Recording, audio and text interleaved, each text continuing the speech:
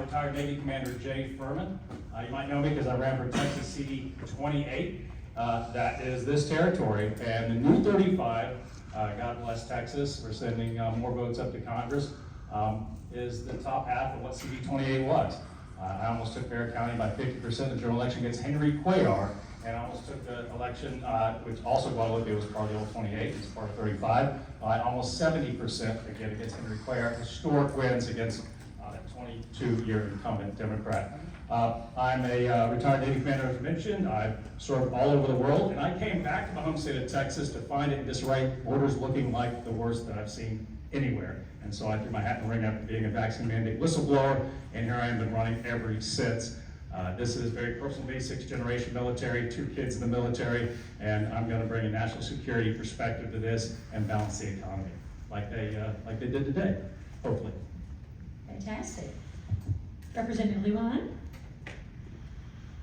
Thank you for having us here. My name is John Lujan. I'm the current state representative for House District 118 here in Bexar County.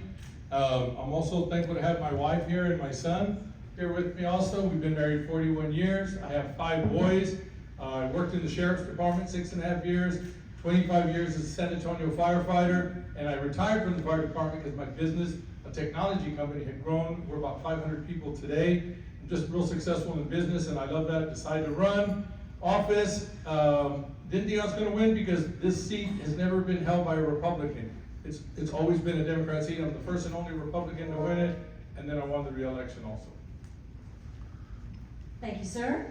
And then Mark Everwine is next. Does he have any time you can see me? Sorry about that. Hi, I'm Mark Everwine, and I am our nation's best hope for her children. I am a home inspector. I've been doing that about 35 years, actually closer to 40 years. But most of that work is as a construction defects litigation expert. And what I do is I help homeowners or home buyers go after their builder for shoddy construction and other inspectors that don't do their job right. And I was on the Freedom of Information, this is for you journalists, I was on the Freedom of Information Foundation, Texas, one of, I think I was the only person who wasn't a journalist or an attorney. And I was the president of the Texas Association of Real Estate Inspectors, and I was on the Warranty and Standards Committee for the Texas Residential Construction Commission. And myself, along with the help of the press, helped take that agency down. It was an agency by the builders for the builders. They had no business in Texas. And I plan to do the same thing with these programs that they've got going on in Congress that steal from our nation's children. Thank you very much. Larry LaRose. Yes, please. My name is Larry LaRose. I grew up in San Antonio. I come from a military family. My dad was in the U.S. Air Force. I have 3 boys and 3 girls from 45, 40, 33, 32, 31, and 17. So I know family values, let me tell you. I was a Boy Scout, an Eagle Scout. I was the youngest Eagle Scout at 13 for 22 years. I held the record. I joined the U.S. Coast Guard. I got out of the Coast Guard, become an architect. I didn't finish, but I went to work for my father-in-law, which was an architect. We built all the Princess Santa Rosa hospitals. And now I build homes and flip them.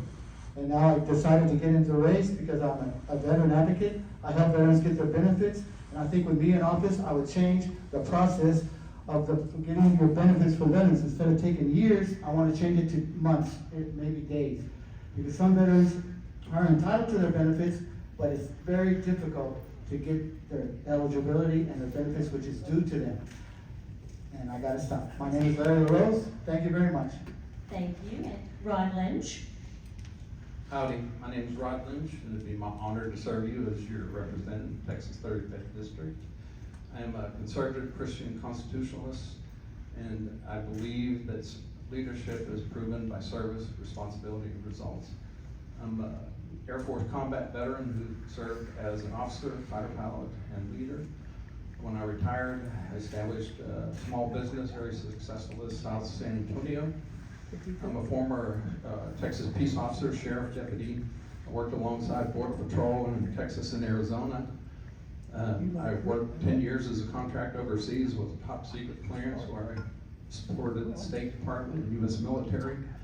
And 6 of those years, I worked at Kabul in Afghanistan until it fell to the Taliban in 21.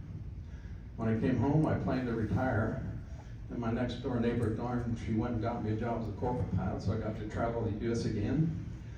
Then I served as a delegate in 2024 Texas State Convention, and I'll just stop there. Thank you.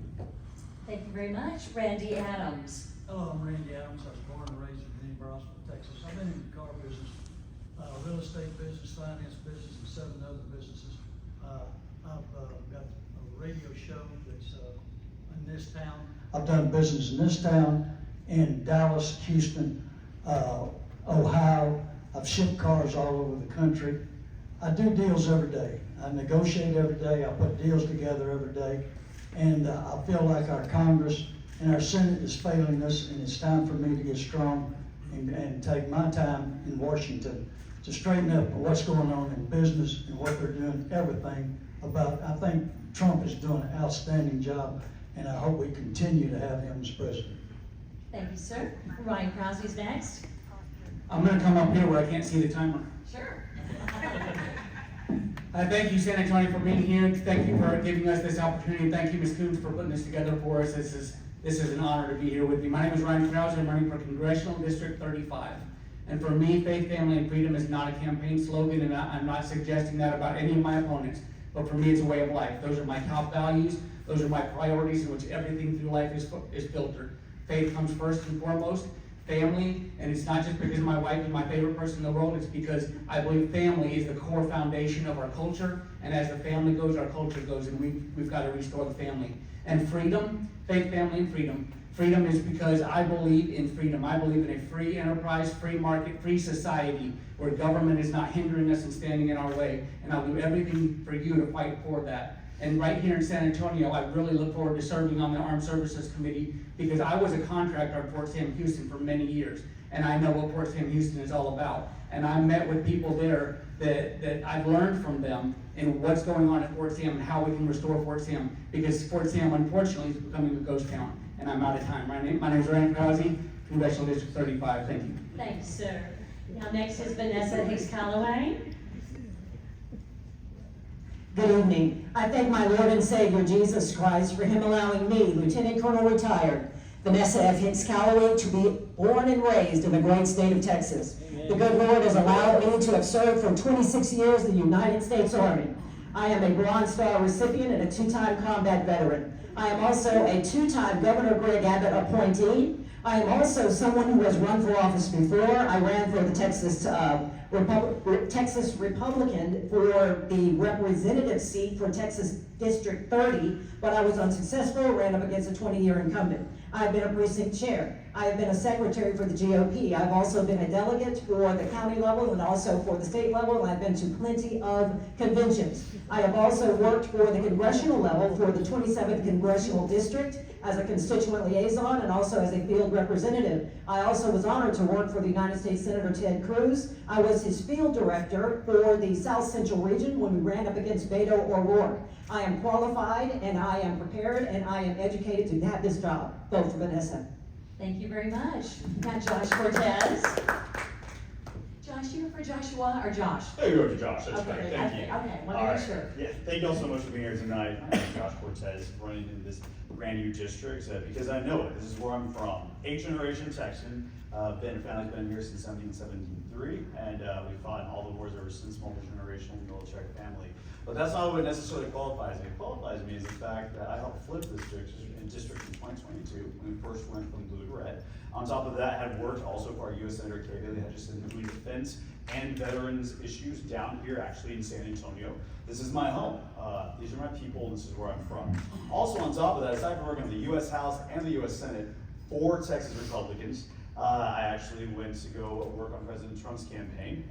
We volunteered in the 10 days leading up to the election in Bucks County, Pennsylvania. Everyone up here that can tell you did this. When it comes to it, I believed in the beginning of what the president could do, and look at it overnight, our borders went silent. That's what we believed in, because we were at the behest of foreign entities. Now we're not. So, given the background and experience, this is a great opportunity, not only for myself, but somebody that knows exactly what they're doing. Josh Cortez, thanks so much for your time. Thank you very much. And Carlos de la Cruz. Hi. All right, no, I'm okay.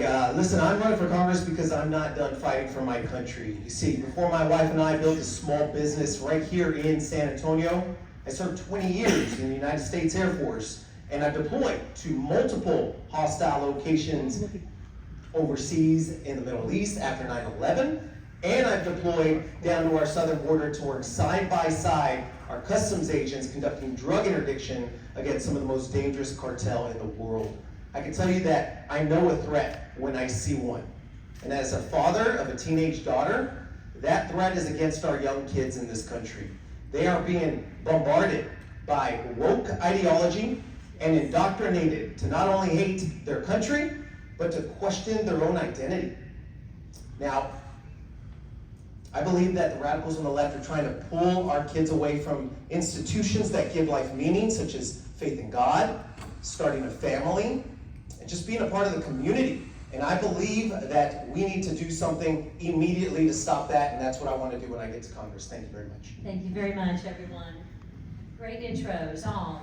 Okay, Mr. Furman, you're our first up at bat, all right? You guys can all see, I'm just gonna grab, in this pen, I have no idea, here we go.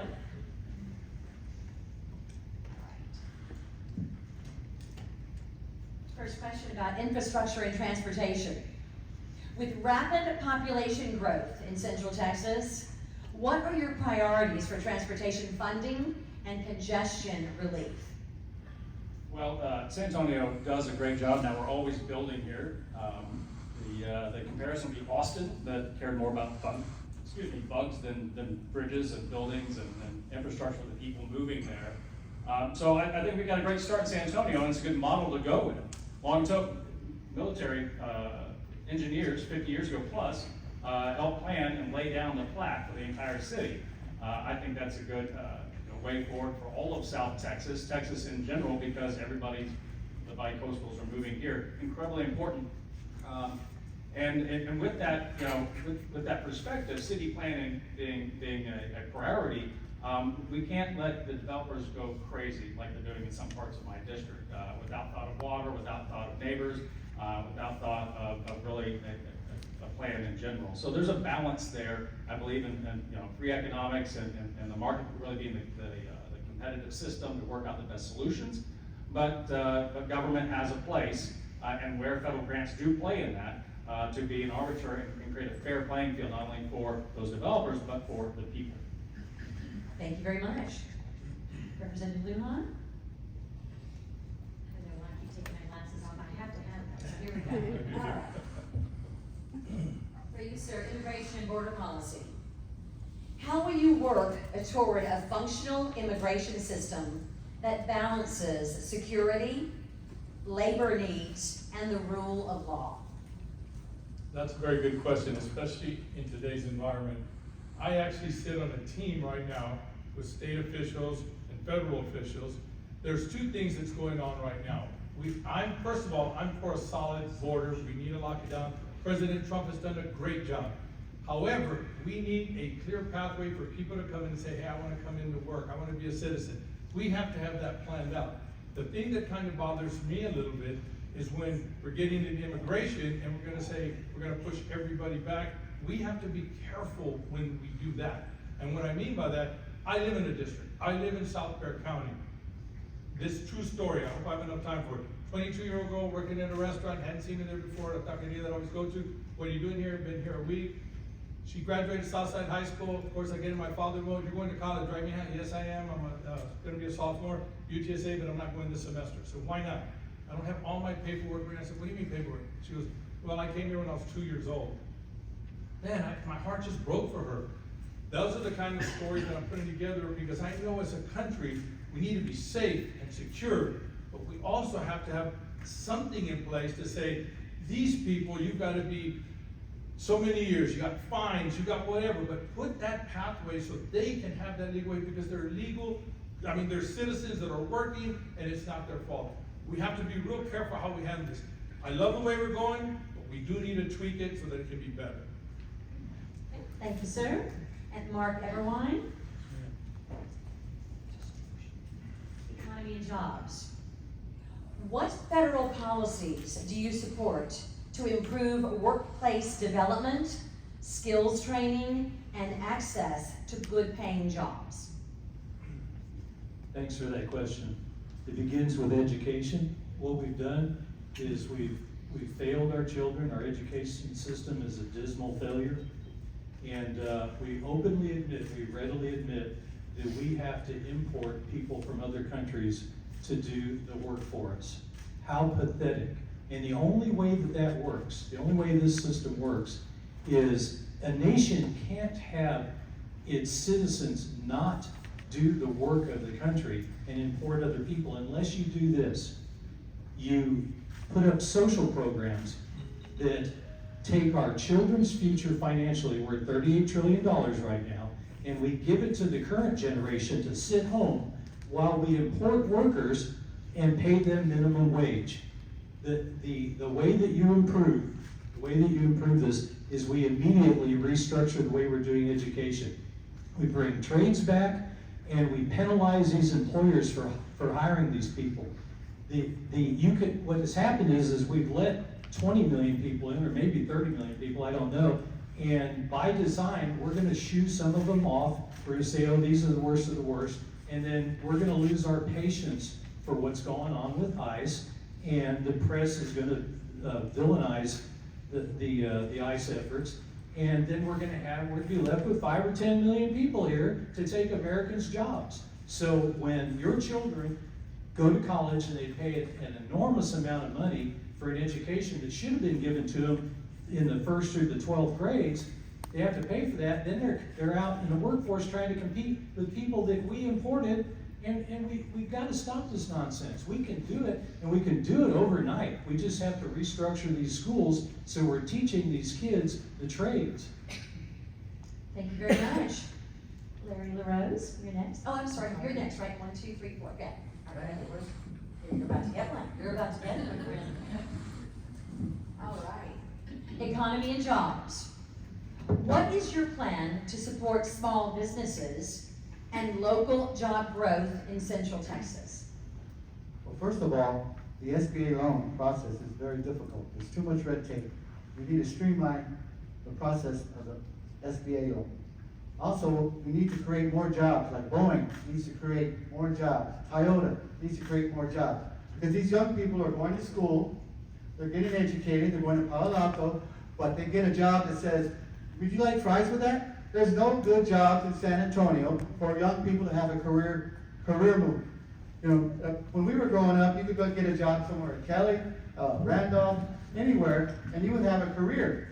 This is why the kids get educated and they move on to a different city, like Chicago, St. Louis, abroad, so get good paying jobs. My daughters, one lives in Paris and one lives in Edinburgh, and they work for Google, and they're making good coin right now, but they can't get it here in San Antonio, and they're all educated. My daughter has a doctor's degree in pixel video technology. My other daughter is an architect in Paris, and they're making good money. So we need jobs to keep these kids here because they're not staying. They're getting educated, but there's no jobs. So I think Boeing, instead of having all those people in Washington that really don't like Texas, they should move some of those contracts to San Antonio. And Toyota is planning on expanding, but it's a slow process. And just like Ford said the other day, they have 5,000 openings in Michigan with no employees. Why don't they just move to Texas? I'm pretty sure I could round up 5,000 young folks to go to work for Ford Motor Company and build an F-150 here in San Antonio. We just need more career jobs. Thank you very much. Thank you very much.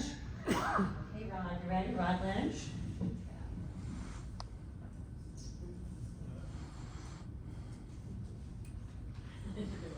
Okay. Trump said he was going to run Venezuela. Do you believe the United States has a right to do that to another foreign country? Yes, actually, Trump is on the right track there, and if you think about it, Trump's playing 4D chess when the rest of us are trying to figure out how to play checkers. I mean, he is way ahead of everybody in thinking, and unfortunately for him, you know, his first term, he suffered a lot, but I think he also learned a lot. And internationally, he's doing everything legally internationally, and by he created a domino effect when he went into Venezuela. And we've done this before in Panama, right? Again, internationally, he's doing the right thing. But the downside, the downstream effects is Cuba, other Central and South American countries.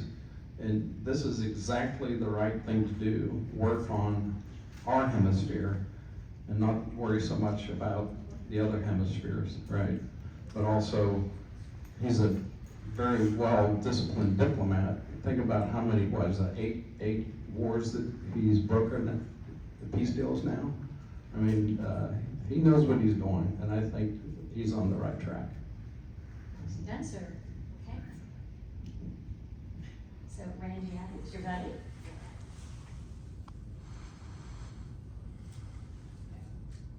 Energy, environment, and water. How will you address long-term water security and drought management for Central Texas? Well, we do have a water problem, and even in New Braunfels, there's subdivisions are being stopped from being built. The people, the rich people, there's several of them. The number one owner of water rights is a man in Oklahoma, but Bush family owns the second most water rights. But they're thinking about the future. We need to think about the future. How many gallons does it take for an oil well when they frack one? 1 million gallons. Now we've got AI coming, and what are they going to do? It's going to take a lot of water, a lot of energy. Are we prepared for that? We're not even prepared for cold weather most of the times, and storms that comes in. So we need to put people together, and in California, it's hard to believe, but you're not allowed to catch rainwater. A lot of people don't know that. There's houses up on 281 that catches rainwater, and they're $3-4 million houses. We're not thinking ahead of the future for electricity and for water. So we need to put a group of people together that knows what's going on and be prepared for what's going to happen in the near future. Growth is coming this way, housing's coming this way. We've got 12 million foreigners that have come here. They need food, they need automobiles, they need housing. And so we've got to think ahead, and we're not. Just like transportation between New Braunfels and San Antonio, we've worked on I-35 for 50 years and it's still behind times. We're not thinking about the future, and we really need to sit down and study what we need, where we're going, and when we need to do it. Thank you very much. Ryan Krause. Housing and affordability. What federal tools would you use to increase the supply of affordable housing in the San Antonio corridor? Good, thank you. And thank you, Ms. Coons, for this format. I think I can probably speak for most of us to say this is fun. I enjoyed this. So thank you. Well done. Thank you. So affordable housing, that is a big issue, because one of the things that we've heard is that years ago, the average age to buy a home was 29 years old, and now it's closer to 40. There's a lot that goes into that. Number one, millennials don't want to own homes. And I mean, they've been saying that for a long, long time. They want to be the generation that's on the move, and they don't want to own homes. So we need to measure the need. But to go to affordability isn't necessarily that the federal government's making this hard. I mean, we can talk about interest rates and everything else, but it's more of a local issue. I mean, I've talked to many, many builders about this exact problem. And the problem is overbearing regulations and trying to get things done. When a developer buys a piece of property, and I agree with what was said earlier too, is developers need to come in and there needs to be planning for the future. We need to look at water and electricity. We need to look where all those things are coming. But we also need to make it easier on developers too, because they can buy a piece of property that they're gonna build a house on, and they sit on that property for a year and a half, 2 years sometimes, trying to get permits to build on that home. That costs money. And who's paying for that? The young person that wants to buy the home. The developer is certainly not gonna carry that cost. And so we've got to look at it from a local level. I'm all about getting the federal government out of our lives and backing the federal government away, and that's why I want to go to Congress. We need Congress with a backbone that's going to get Congress doing what we're supposed to do, but also pulling back regulations so that local governments can actually move forward and move freely. And on a local level, we're running for Congress, but on a local level, we need our state legislator to back away from counties and give counties permission, I think I'll get agreement with that too, is give counties permission to move on their own jurisdiction and be able to retrieve money from developments that are going on in their own areas. And so there's a lot that can be done in that, from a whole perspective of things. Thank you. Thank you. Thank you. And I heard you, Vanessa F. Hicks Calloway. Questions for you, my dear?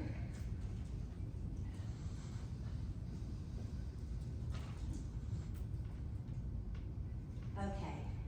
Recently, Trump signaled that he does not strongly support the Hyde Amendment, which we know is the federal funding for abortions, okay? What is your take on that amendment? So, with my background, right now in the African American community, we are overrepresented as it relates to abortions in this country. More than 40% of all abortions in this country are unfortunately done by African Americans. You could pretty much see that the abortion issue for the African American community is really a genocide. And as it relates to the Hyde Amendment, I know that President Trump is under a great deal of pressure, because in order for us to continue to be successful and win elections, he understands that you have to meet the public halfway. So I believe that President Trump is doing what he needs to do, although it might not be completely popular with all of our citizens. But when you look at how controversial it is, we have to do what we have to do in order to continue to win elections. Yet, however, we do need to address the issue. We need to make sure that pro-life candidates like myself, that my voice is heard, and if you elect me to be the next congressional representative for the 35th, I will make sure that I continue with my stance on being one of the most pro-life candidates, pro-life congressional representatives you have ever had. And this is really also in line with President Trump. He ended up really surprising us by being one of the most pro-life presidents we've ever had. He helped usher in the downfall of Roe versus Wade. So that is a real advantage for those of us that fully support pro-life in this country. We have now reached a point in our country that it's important that we realize if we don't do something about abortion, we will continue to erode our youth, which, oh, by the way, is definitely our future. So as a congressional representative, is it important that you send someone forward that has that pro-life mentality, will continue to support President Trump, and will continue to be a stalwart for pro-life in this country and also in the Texas 35th Congressional District. Vote for Vanessa. Thank you. Dr. Pertinaz? Healthcare. How do you plan to address healthcare affordability and prescription drug costs? Well, first of all, I think transparency is key in our healthcare system. We have a big lack of transparency when it comes to what goes on with our healthcare. One, we need to have I'm a capitalist, I'll be honest. This is what I was raised, this is the American way. It needs to be direct, open competition between our healthcare providers and our drug providers to make sure that we're able to drive down costs with the visibility that brings daylight and get the best healthcare available to our loved ones. We need to hold our feet to the fire. If there's an open market where they're able to compete against each other in full view of the American public, that makes our quality of life better, that makes our quality of care better, that makes the quality of the drugs that we have better too as well. I believe in the open system. This is what America was founded upon. We have the open system, and we need to let markets compete against each other, and healthcare is not an exception to that whatsoever. Also, to add on real quickly, I just wanted to say one thing real quickly about the water. There's going to be 3 legs in this stool in the work that I'm going to be doing for water. We need recharge zones. We also need to make sure that the local aquifers, the Carrizo-Wilcox that runs to the district on the north side and the Edwards are able to have those recharge zones, and we need to start investing in desal. We've got desalinization that we can bring up from the coast. That is a great opportunity for our area, and we're not doing it. It's going to be the state, it's going to be the federal government on our side providing some rural water grants to be able to have all of our organizations come together and address that. And lastly, as far as millennials go, it's not that millennials don't want to buy houses, it's that they can't. And what the president has done right now is the president has made it very clear that big organizations and companies can't come in and start buying houses. We had all these investment and PE groups that were buying tons of houses, and it was keeping our young people that are, I'm 41, people in their 40s, people in their 30s, from being able to buy houses. So I completely stand with the president to be able to keep private investment out and let our young people realize their American dream.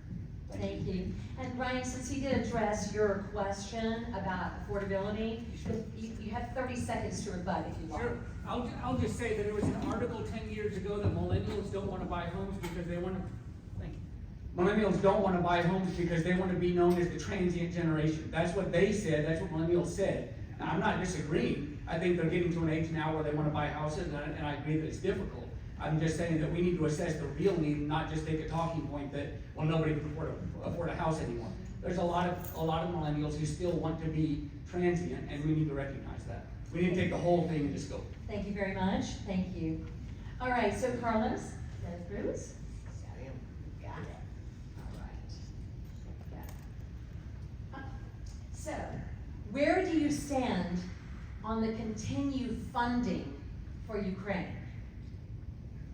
Ooh, that's an interesting one. I feel like that's already got buried in the news cycle lately, and so let's circle back to it, right? And well, first and foremost, Russia is not our friend, right? I believe that President Trump and his efforts to make sure that he takes away, or I should say, puts economic sanctions on them, takes away any sort of economic viability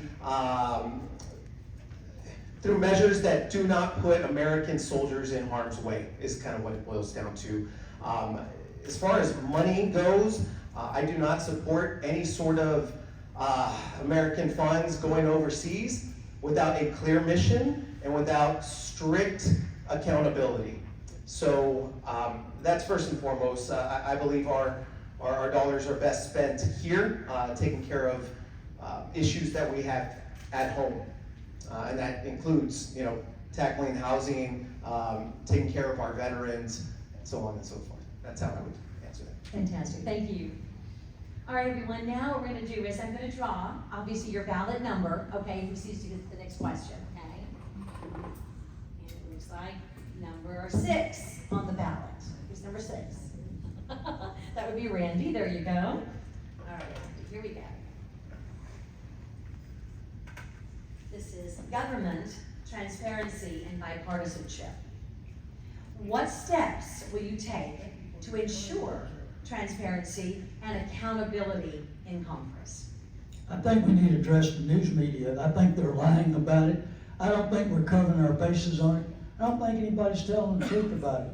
We need to get down and dirty with them and find out exactly what's going on, and nobody's above the law. It's amazing the Democrats say that every day, and they do whatever they want to. I think we really need to make them accountable of what they're doing. We're not taking seriously the poor people, the middle class people, and just like if we get elected, we get the best health care, and nobody else does. They have to fight for what they're going to get. But we're letting the news media fire our emotions up. And then the Democrats lie for whatever they want to get by with. And then the Republicans just let it float by. We've got to make them stand up for what they're saying and make the news media. Trump's doing a lot of that by suing people for slander, and a lot of other people are starting to do that. So that's what we need to do. But are you accountable? We need to be accountable. If we do something wrong, we'll end up in jail. But if they don't pay their income tax, they don't go. I mean, they're way behind on that situation. So let's get strong on the news media, and let's watch the ones that are telling the truth. And how are the other ones still staying on the news, and how are they still on TV and radio when they continue to tell us false lies and lead us in the wrong directions? We need to come together as a Republican Party, stand together, and quit squabbling with each other, and stand what's right.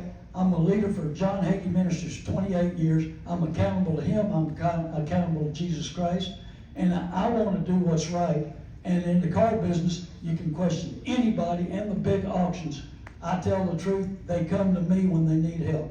I'm Randy Adams. I'm running for CD35. Thank you. Number 7.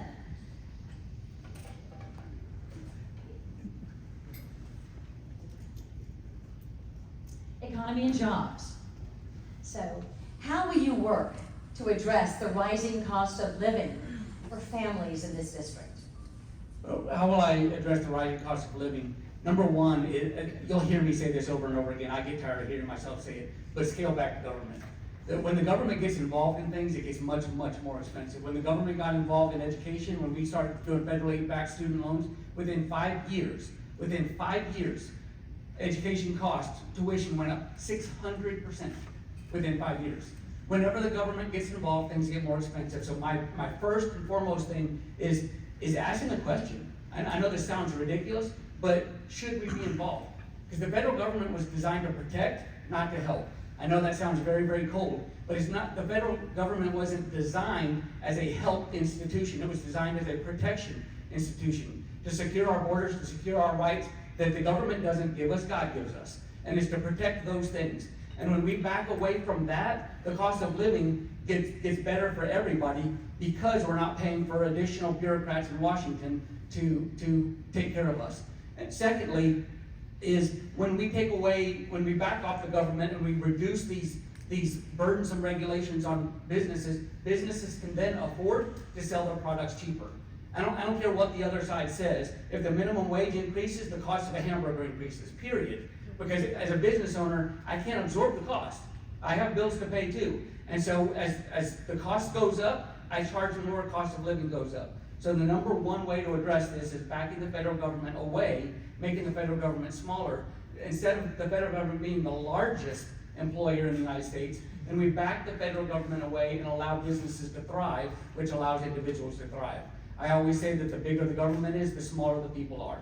Well, the smaller the government is, the bigger the people are, the more successful we are, the more opportunity that we have. And so that's my core belief, is that we back away the federal government. Thank you very much. Number 9 on the ballot. Guys, that would be Vanessa. I'd like to say that so you guys know their number on the ballot too, so, all right. Here. Infrastructure and transportation.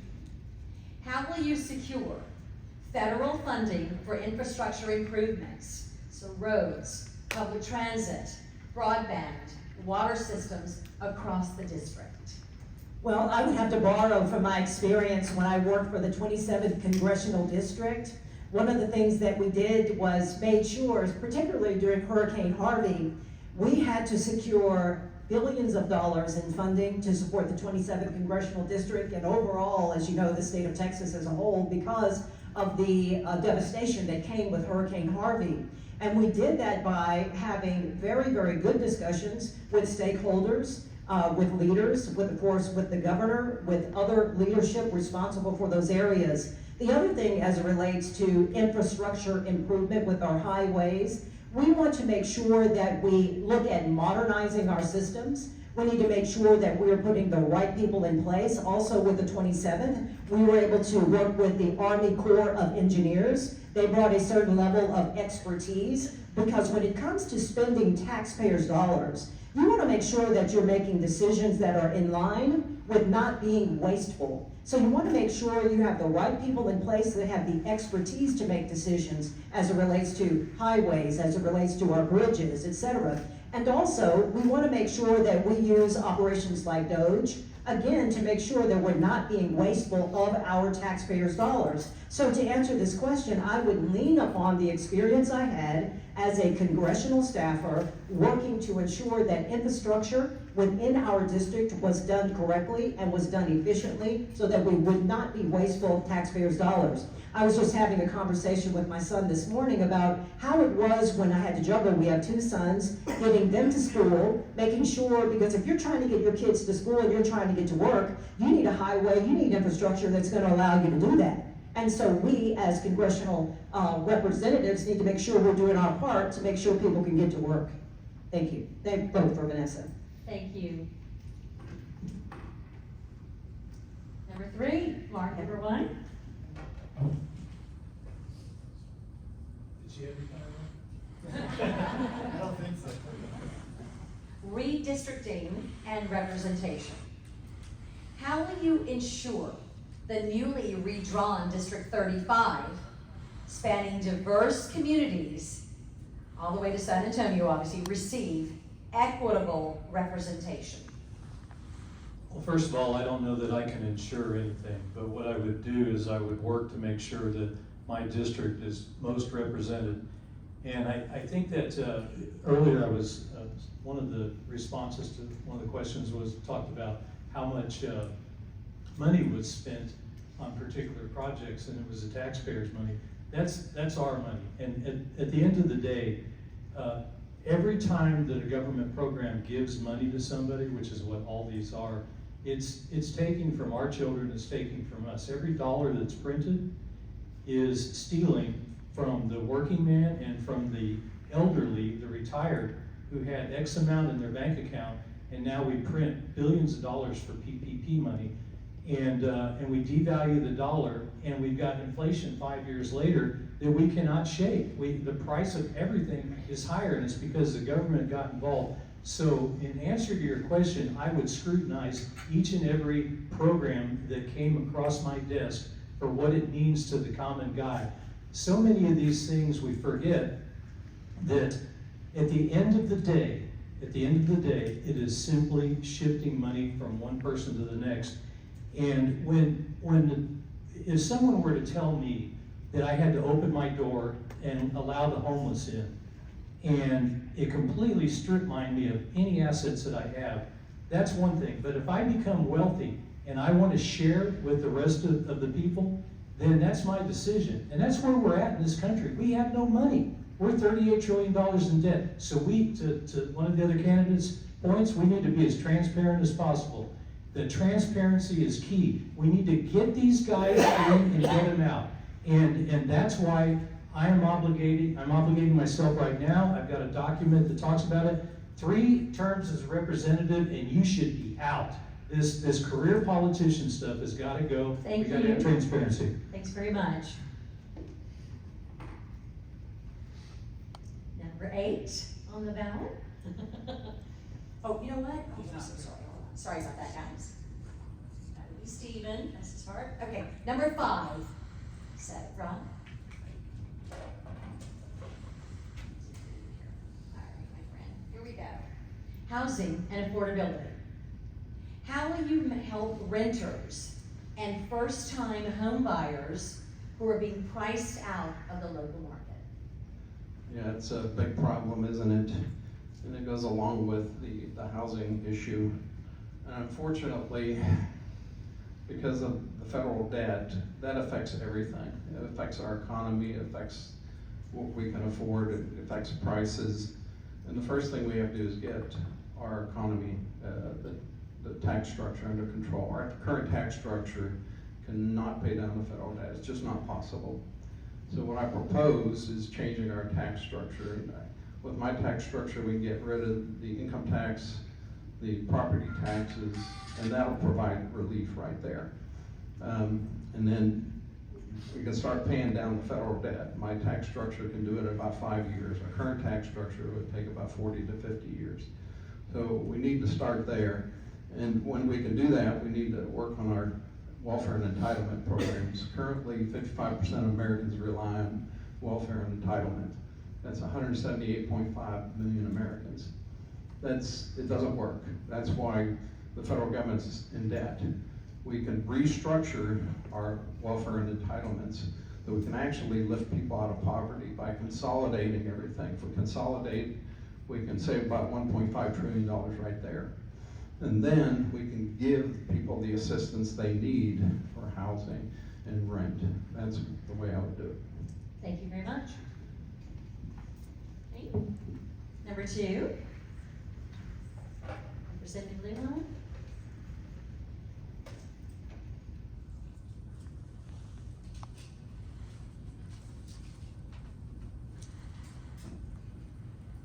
If you happen to win the primary, you'll need to beat the Democrat in the race.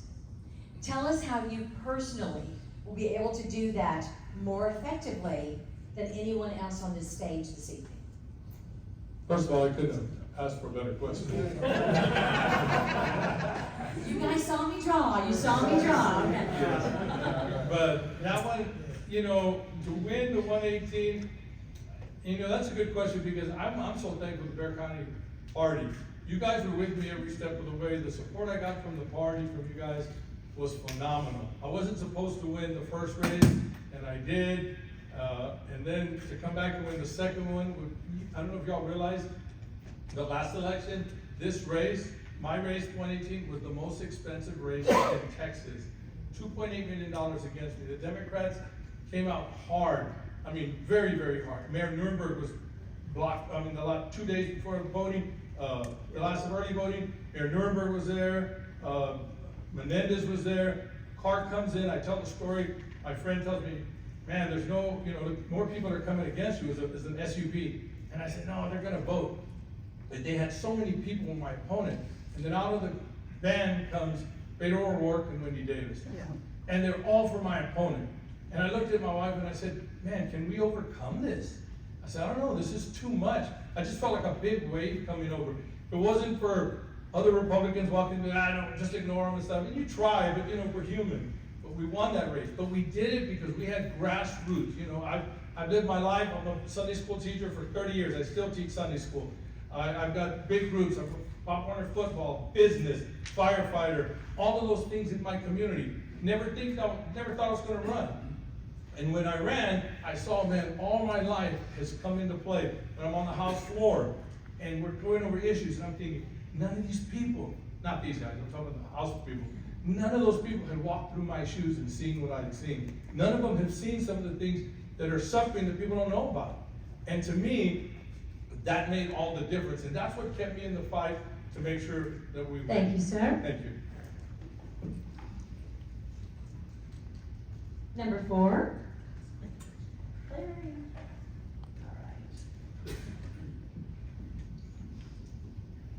Education. What steps will you take at the federal level to support K-12 public schools in Central Texas? Well, first of all, education is very important for our young people. And right now, do you know that they quit teaching cursive in school?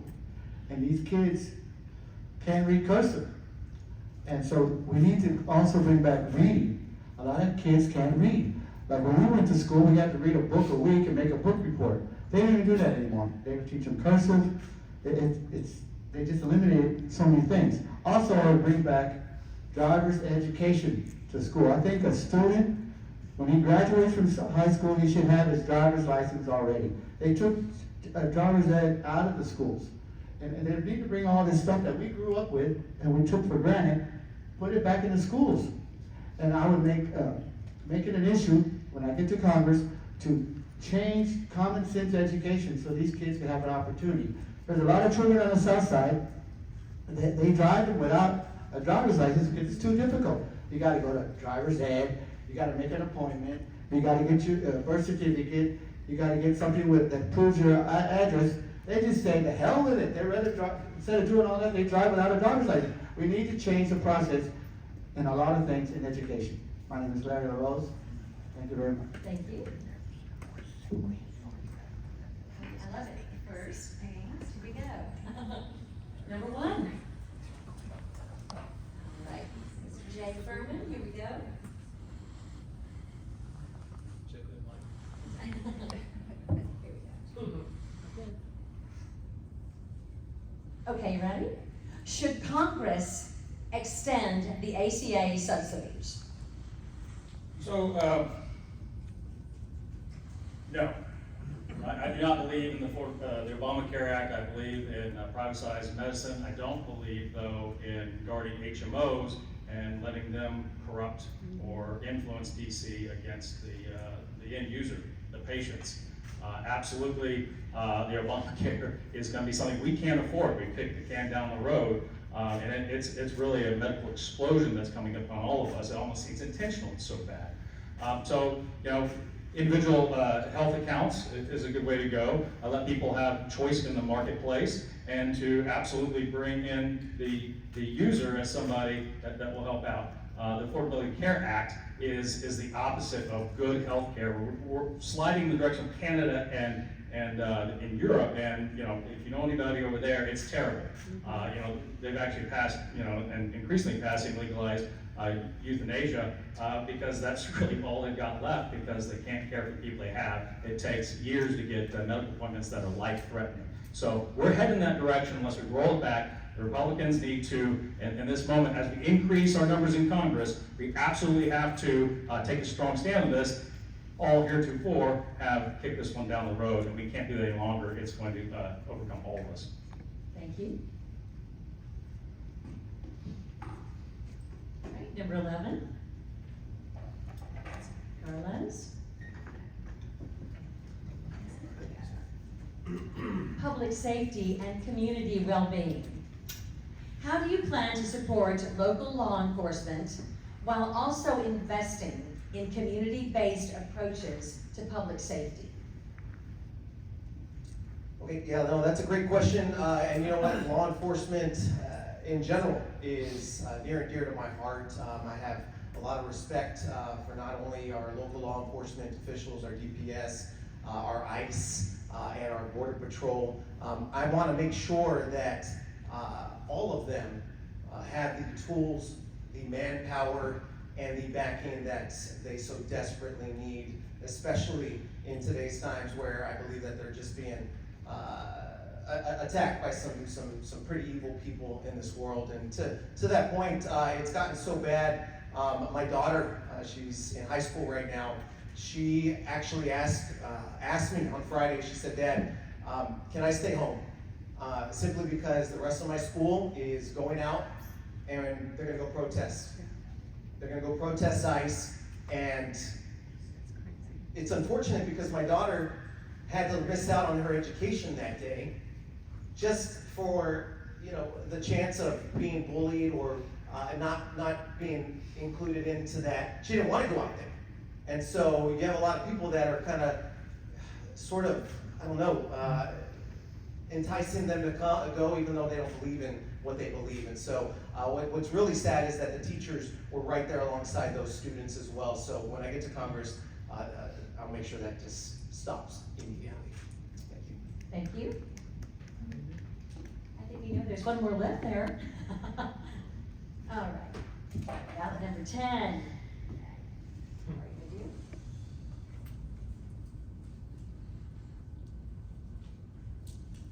gonna do? Here we go.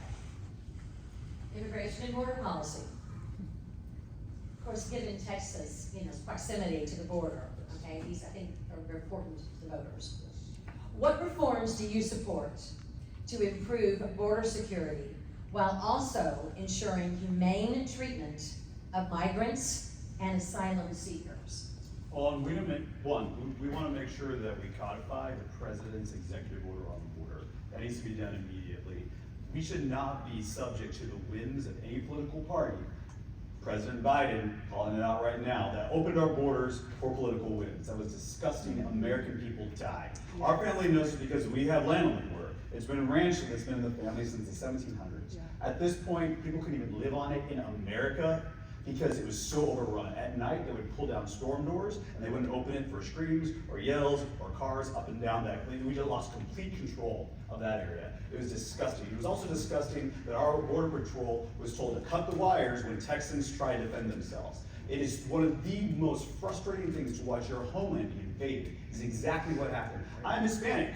But I'll be the first to say, just because someone's the same color as I am, doesn't mean we're on the same team. And it's disgusting that the news media tries to make it that way. They're all the same mindset. We're all trying to let people come over. You know what, if I go down the street and I steal a ham from Walmart and I run out and I get shot doing it by a police officer, you know what, I was stealing a ham. There are consequences for what you do. And people are like, oh, well, the poor kids, you know, the families, they knew what they were doing. They knew his consequences when they came here. So I'll be the first person, I'll be the wall these people, no pun intended, these people beat their head against, because I'll stand for our rights as Texans and Americans on the border. That is a non-negotiable for me, and I stand with President Trump in making sure we codify those executive orders and make sure this doesn't ever happen again.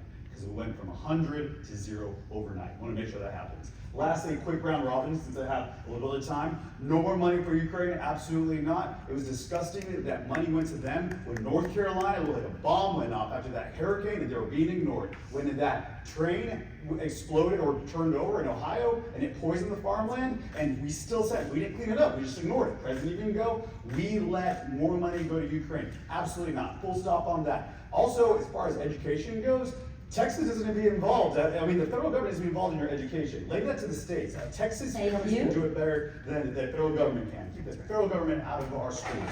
Thank you.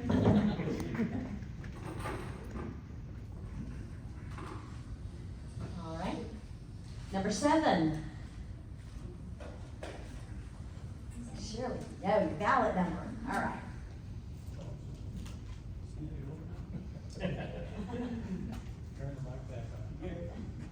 All right, Ryan, here we go. Can you ask me somebody else's question? I have better answers for everybody else's questions. Oh, you're doing great, you're doing great.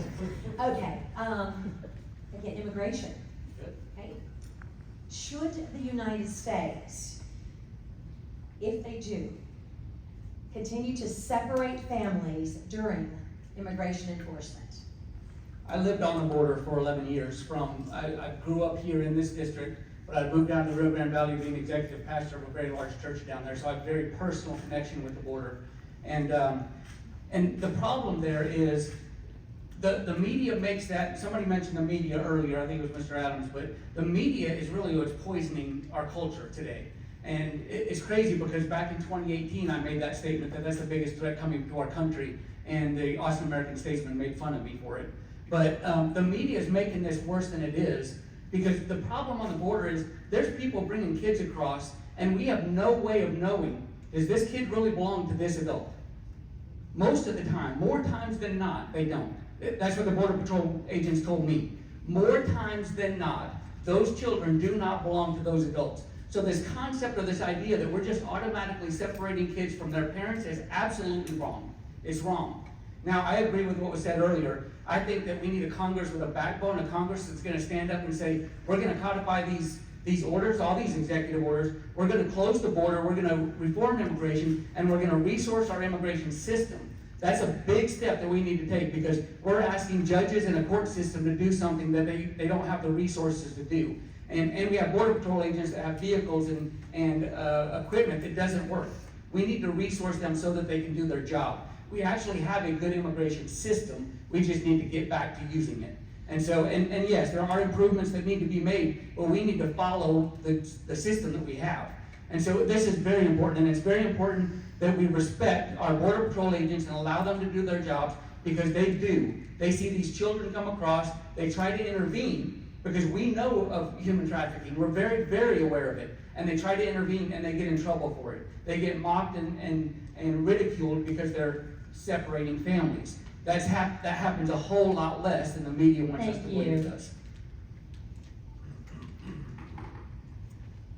Number 4. Mary?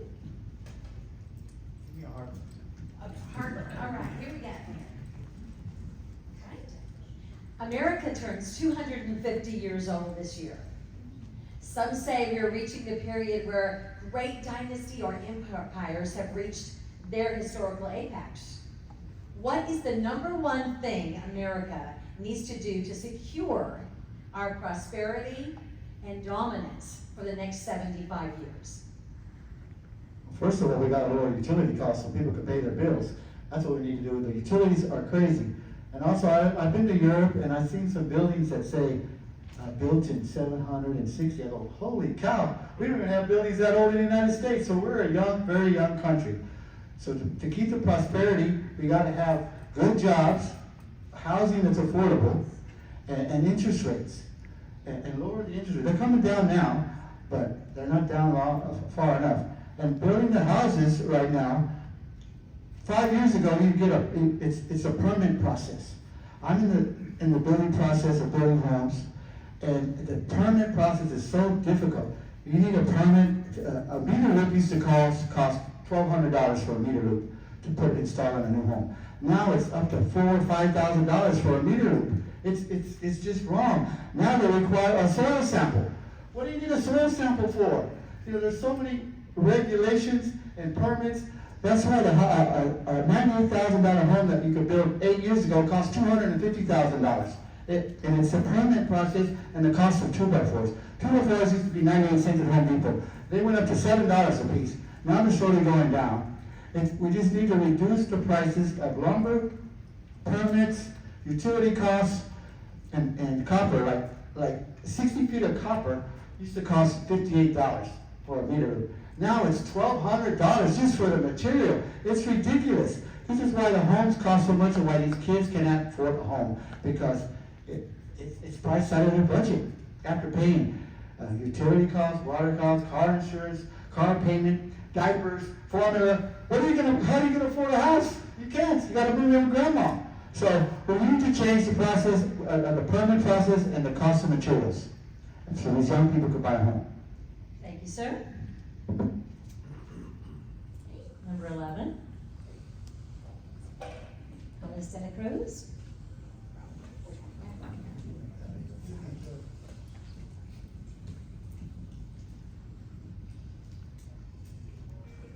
The world is changing rapidly.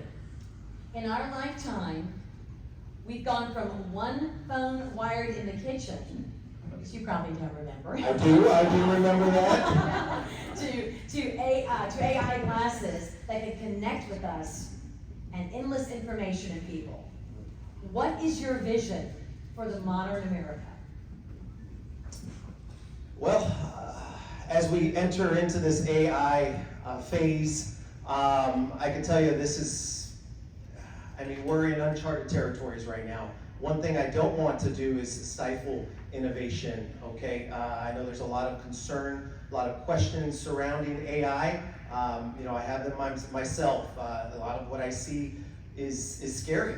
But that does not mean that we need to overregulate the AI industry. As a matter of fact, exactly the opposite. I think very strategic, limited regulation, if you will, that may be even targeted by industry. So, for example, I would say if we're going to unleash AI into the world, I would probably want more guardrails in our school system versus something that's more automated. Self-driving cars, for example, I feel like they're a lot safer if handled by AI versus the human. And so I think having that very limited restrictions on how we pursue AI, I think America needs to be the leader in that, and we need to do so ahead of our adversaries like China. We have to make sure we win that race. Thank you. All right, who in the room still has their landline?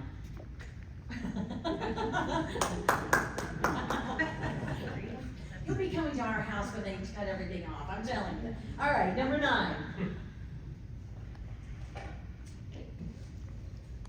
Vanessa, here we go. All right, education. What is your position on student loan payments, programs, workforce credentials, and career technical education? Well, as someone that actually has 3 degrees, I have an associate's degree in Christian psychology, and that's my most heralded degree, my Christian science degree that I got from the Premier Liberty University. I also have a bachelor's degree in political science, where we studied and learned about the 3 branches of government: the judicial branch, the executive branch, and the legislative branch. And I have one more branch, and that's the branch of the people. I believe that we, the people, should be a government of the people, by the people, and for the people. And then my other degree is a master's degree in human resource management. So I have quite a bit of experience and understanding and appreciation when it comes to education. And so as it relates to loans, I managed to pay for my education by joining the military, but I have a love for God and country. That's not the only reason why I joined the military, to get my education paid for, but I did take advantage of that benefit. And so as a result of that, I have this notion that if you can find a way to finance college without taking out a loan, that is exactly what you should do. We have 2 sons My older son, he has a master's degree in data management. He's a software engineer. And my other son, who's actually level 1 autistic, managed to get a degree also. He is an Escoffier culinary arts pastry chef. So he managed to get a degree. We managed to pay for that out of pocket in large part, and also with some benefits because of my military service. So where there's a will, there's a way. I was talking to a young person recently and said, apply for every single scholarship that is available when you get ready to enter into college, because there are plenty of scholarships available. You just have to put in the work. And so as a congressional representative, I would make sure, working with colleges and universities, that they have plenty of scholarships out there that young people can take advantage of. So I do not support getting heavily in debt with student loans, because you're looking at people right now with $250 million worth of debt and a degree in women's studies, something that they can't do anything with. So we have to be responsible, educate people that there are ways to pay for college. Vote for Vanessa. Thank you. Number 10.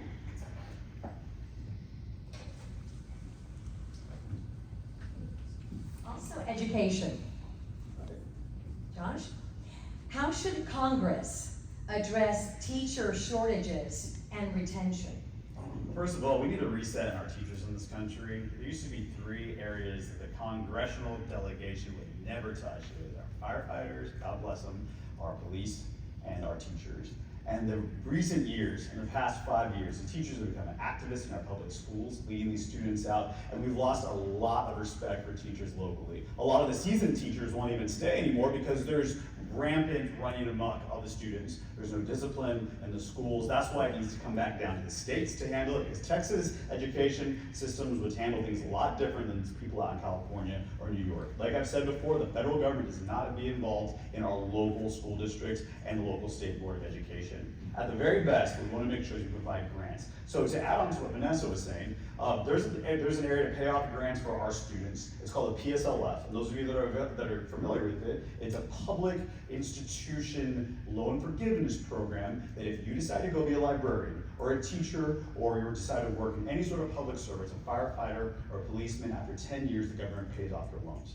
That is something we can do to get some good teachers in from our local institutions that are God-fearing people that will not be there to poison the ideology of our students. We want to make sure that's one. Second of all, to add on to education as well, not only are loans out of control, but they're predatory.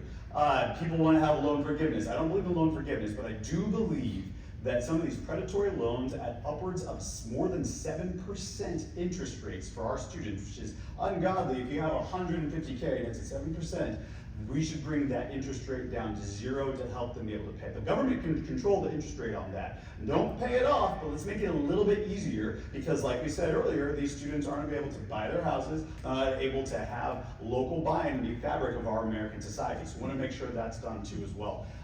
Lastly, as far as education goes, like I said, with the ability for our office to be able to bring in local. Thank you. Thank you.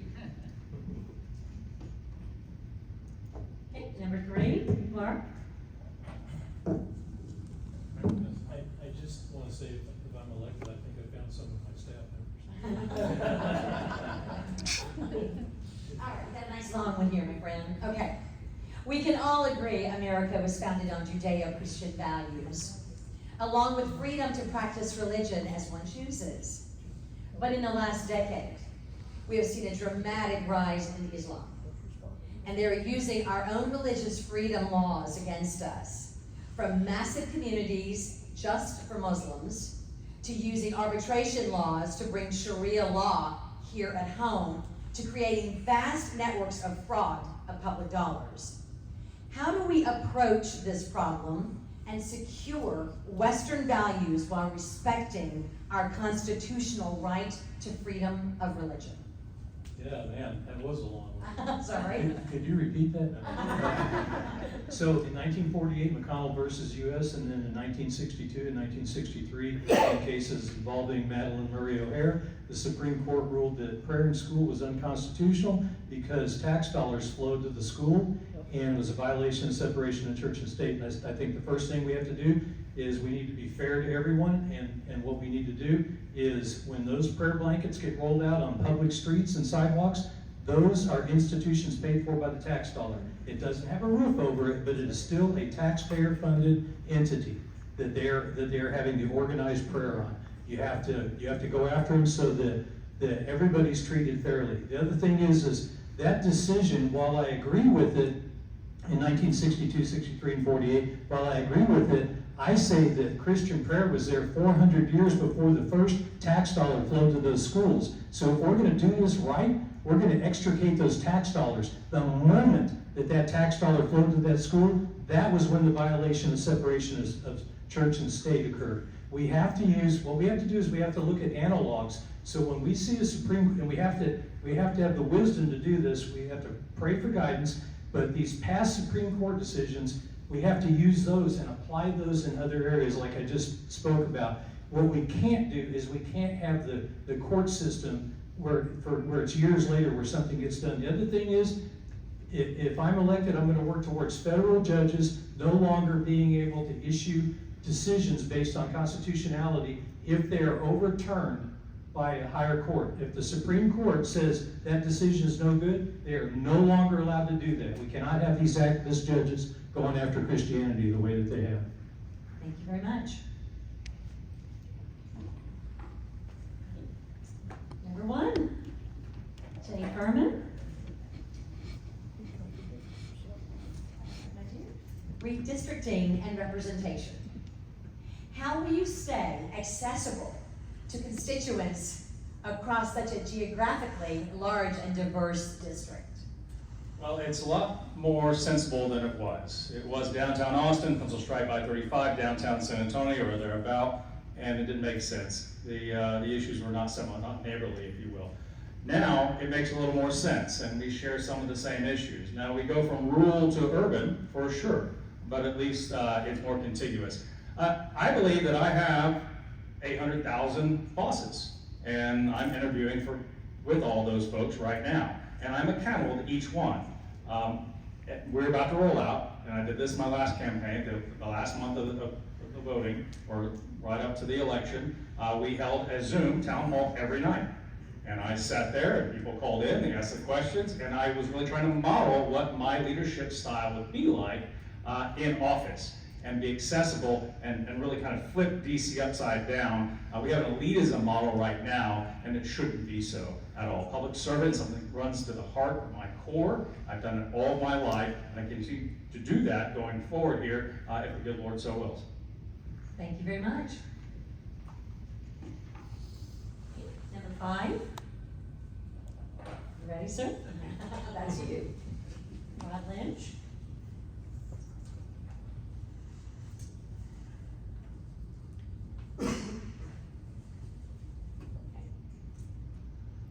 Should the president be allowed to go in and take foreign leaders in the middle of the night? Wow, isn't that the same as the last question? Sorry about that. Again, by international law, he did what he was bound and obligated to do for America. You know, we had, Maduro was indicted by the Justice Department for the crimes against America, and they went in and did what they do best. Our military and the FBI went in and took this man out and brought him to justice in America. And, you know, it seems kind of a conflict because we're, you know, doing military action against another country, but it's not war, is by the term definition of war. Again, it was to bring a criminal to justice in America. And again, Trump did, I mean, the military was spectacular. I mean, no injuries, no casualties, a few guys injured, I guess, but no casualties, and he brought an evil man to justice. Now he needs to rebuild the country and bring it into line with America's norms. Thank you very much. You know, if a reporter asked me that, you got that down pat, okay? So, okay. All right. Number 6. Mr. Randy, here we go. So, infrastructure and transportation. What measures do you support to improve disaster resilience and flood mitigation? Well, we have a problem with drainage all the time. 1 inch of rain is 30,000 gallons per square inch, per square acre. So we need to get back to protecting our city. This city's have a problem, New Braunfels has a problem, Seguin, and we don't plan for the future. And the infrastructure on the transportation, we need to get the big trucks off of San Antonio's roads. They're coming in from every direction, and they meet here and they go south most of the time, or they go east and west. We need a loop around the south side of 10 to the other side of 10, so we get these big trucks off. What happens on an accident? The odds are there's going to be a death. Odds are the traffic's going to stop for 6 to 8 hours. And so we've got to figure a way. We're behind on transportation, just like I said about New Braunfels earlier. They've worked on it 40, 50 years. And the other day, I went 11 miles and it took an hour and 15 minutes. Well, that was ridiculous. So we don't think about the future. I said on my radio show in Austin, Texas years ago, that engineers in the University of Texas fix anything but transportation. So, and we're still in that today, and that was 15 years ago. So what are we doing with our engineers today? Why are we thinking about the future? Why don't we put a loop around? Even it's a toll road for the big truckers. And it'd be a lot safer in this town. It'd take out a lot of the traffic. And how many times have you been behind an 18-wheeler that was running, 40, 50 miles an hour, and you can't see around it?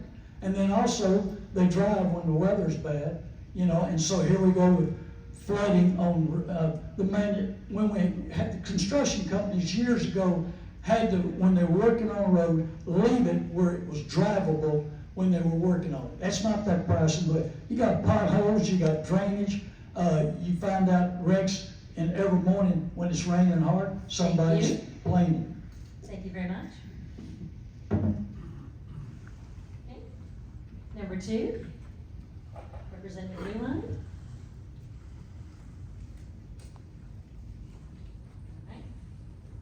Okay. Donald Trump was able to connect with young people, particularly young men who felt forgotten and blamed for our modern problems. How do you plan to stay connected with and expand the Republican Party's reach with young people? Oh, that's a good question. And you're talking to a youth leader for many years, and now we teach young adults. My wife and I are young adult teachers. I've got a whole history of working with young people and giving back, and especially when it comes to jobs and workforce readiness. In our district of 118, we just got JCB, and right now they're building a 1 million square foot building on Highway 16 in my district, 118. I was fortunate to work with Governor Abbott to do that. This time next year, we'll have 1,500 jobs there. I love working with A&M, Dr. Ochoa. I work with Palo Alto College, Dr. Garza. We're putting together plans. If you were to go to Palo Alto College right now, the whole room that they set up is set up strictly for Toyota and JCB welding jobs. And they're not just teaching welding, they're using the equipment that they're using in the industries. And that's not by accident, that's by bringing all the people together to work together. Those are things that I'm very, very proud of. Plus, I think if young people can start realizing that, man, if they just, and I preach this all the time to everybody, you work super hard at what you're doing, whether you're washing dishes or you just do super hard. Be the best you can be because God's preparing you for something greater. And I'm a firm believer in that. I've lived it, I've seen it, and that's how I reach out to young people. Thank you very much. That was everyone? Sure. Everyone had that third question? Great, okay. All right, you guys, here we go. Number 2.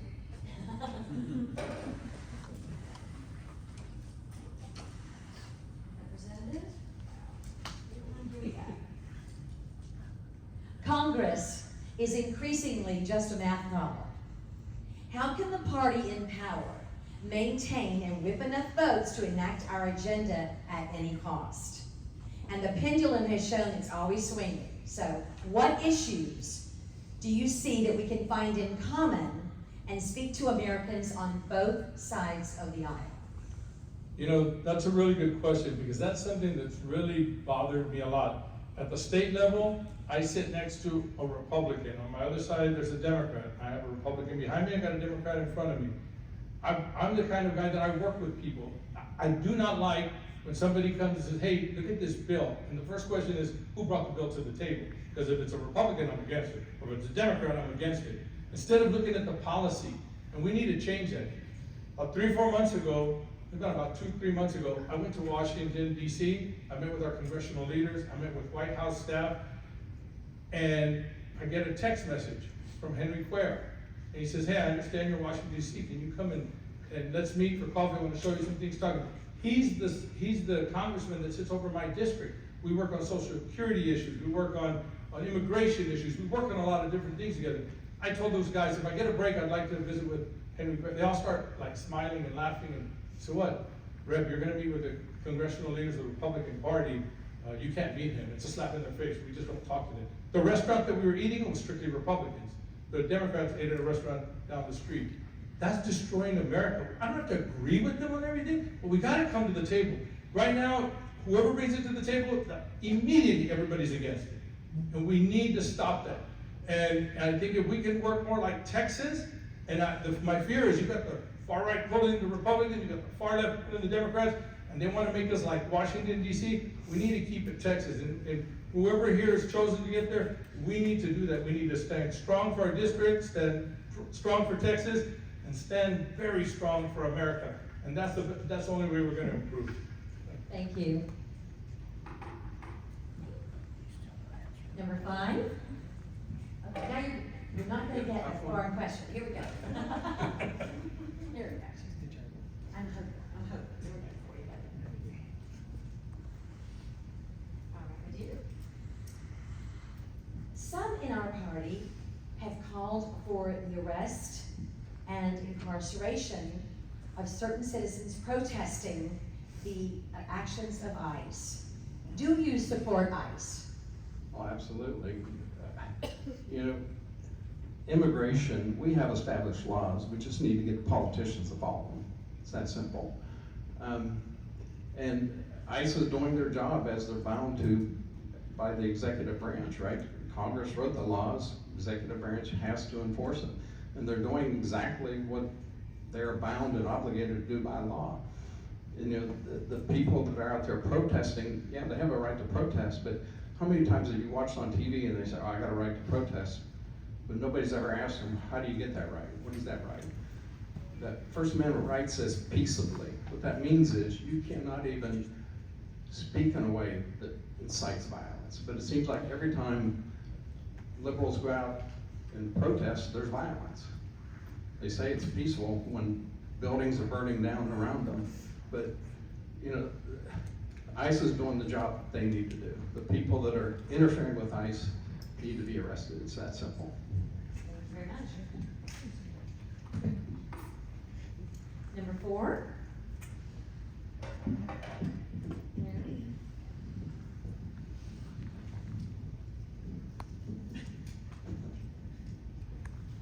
environment, and water. What is your plan for securing reliable and affordable energy for Texas residents? That's a good question. This is 2026, and we haven't figured out a way to lower energy costs. If you look at your electric bill, you're only paying this much for electricity. Everything else is fees. Why are all these fees? Because they don't have a plan to reduce the cost of electricity. There needs to be a plan to produce electricity so the ratepayers, you are ratepayers. You pay the bill. We need to reduce the cost of electricity, and there's plenty of plans out there. Like they eliminated coal. The reason they eliminated coal from the power plants is because they don't know what to do with the ash. Let's find a way to deal with the ash. We could probably put it in cement blocks and make reefs out in the Gulf of Mexico for the fish. Maybe that's a good idea. Or use trash. Grind it up into dust and coal dust and natural gas and burn these turbines and reduce the landfills. We have landfills in every city. Do you realize what a landfill does? It produces energy. Have you ever had a compost at home and you stuck your hand in it and it's nice and warm and toasty? What do you think these landfills are doing to the earth? You know, they call it climate warming, climate change, and all. No, we're doing it to ourselves. You know, everybody throws away trash. I think everything should be recyclable. We should stop putting it in the ground. That's one thing we could do to take this trash, make it combustible material, and use it for these energies, to produce energy, and lower the cost to produce energy. You know, ERCOT has a plan where you cannot open an energy producing company to sell your energy to ERCOT. You could only produce electricity and let an existing company buy it from you, like CPS Energy. They're a monopoly. They should be deregulated because in a lot of counties you could buy electricity cheaper Thank you. than CPS Energy. Thank you very much. I could go on forever on this. Number 7.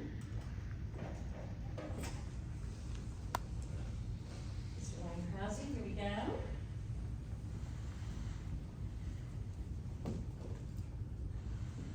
When a libertarian tells you that we should cancel all foreign aid to Israel, what would you tell him or her? I would tell you that it's better to fight battles on foreign land than our own. That's probably my first statement. But I think that our interaction with other countries, Israel being first and foremost, for our interaction with other countries needs to be in recognition that we are protecting. As I said earlier, the U.S. government is designed, the federal government is designed to protect, and our interaction with them should be, in all essence, to protect the American citizen. And I think that Israel has been an amazing historical partner with America, and we need to foster that partnership. And they've been, as far as energy, as far as intelligence, they've been an amazing partner with us. And so we need to foster that relationship as well as with other countries. But I also want to say one of the things I really, really appreciate about President Trump is I have sat back for years and years and thought, why in the world do we negotiate with other countries like we're the smallest, wimpiest kid in the playground? And one of the things I appreciate about President Trump is he recognizes that we are the #1 economy in the world, we are the #1 market in the world, but everybody else wants to deal with our market. And he says, you want our market? You got to come to the playground with the ability to play. When you sit down at a poker table, you have to have the ability to play. And so he's telling these other countries, you have to have the ability to play with this market, and you're gonna meet those obligations first. And so I really, really appreciate that about him.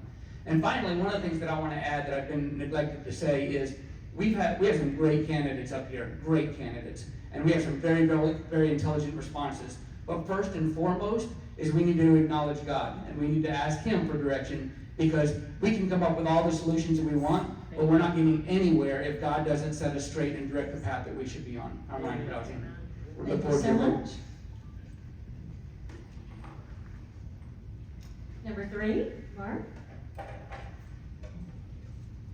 Mr. Everwine, here we go. Well, I already asked God, so all my answers are. Public safety and community well-being. What are your priorities for addressing crime, mental health needs, and community resources? Yeah, those take organization. They take a court system that's willing to go into the community and look at what we've got. You know, we had there was a famous case where, and I'm not sure what state it was, but it was a sanitarium, and they had all these, I think it was Blackwood, and they had all this filth, it was just deplorable conditions, and you had carcasses, and they said, we can't do that any longer. But all we did is we opened the gates up, and now they do that out on our streets. And we've got a system that, and I can speak to this because I have an adopted daughter that's mentally ill, and she's a street person. And we've watched this now for, about 12 years. They're in and out. There is no real help. And the court system, the attorneys, they've turned this thing upside down to the point where everybody's afraid to hold them for any length of time. And what they do is 3 days of pharmaceuticals, they release them, they're back out on the streets so they can do the illegal drugs. And I certainly have insight on how that works, and I would have focus on that. We absolutely, I mean, for crying out loud, these methadone things where we give them the needles and give them the dope so they can keep doing what they're doing. What are we doing to our kids? And it starts in the schools. I'm gonna go back to the schools. What we do is we take that 5-year-old, 6-year-old, he's been running around like crazy, we stick him in a classroom, the teacher goes to the blackboard, and now he's got to sit still, and as soon as he starts squirming, they send him to the counselor, they say he's got ADHD, they start pumping him full of pharmaceuticals, and that's the gateway to those illegal drugs, period. Thank you very much. Number 1, Jay Furman.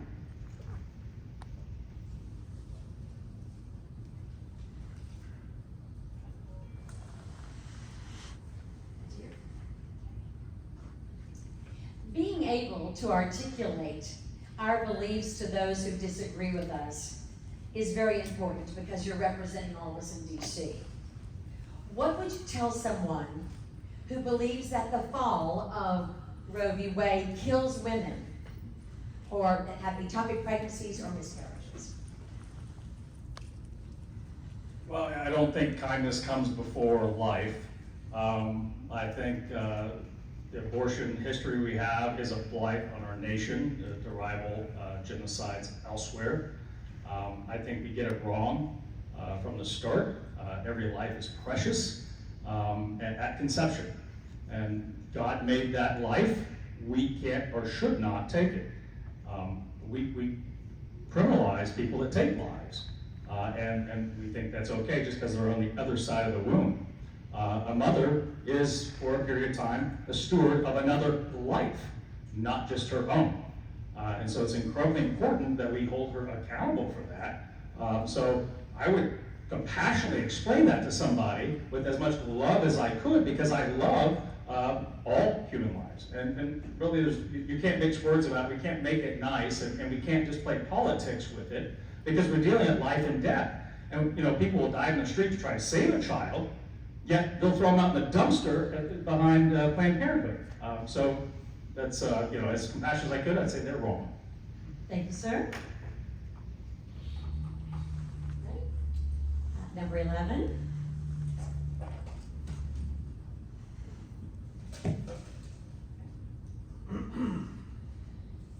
Carlos, here we go.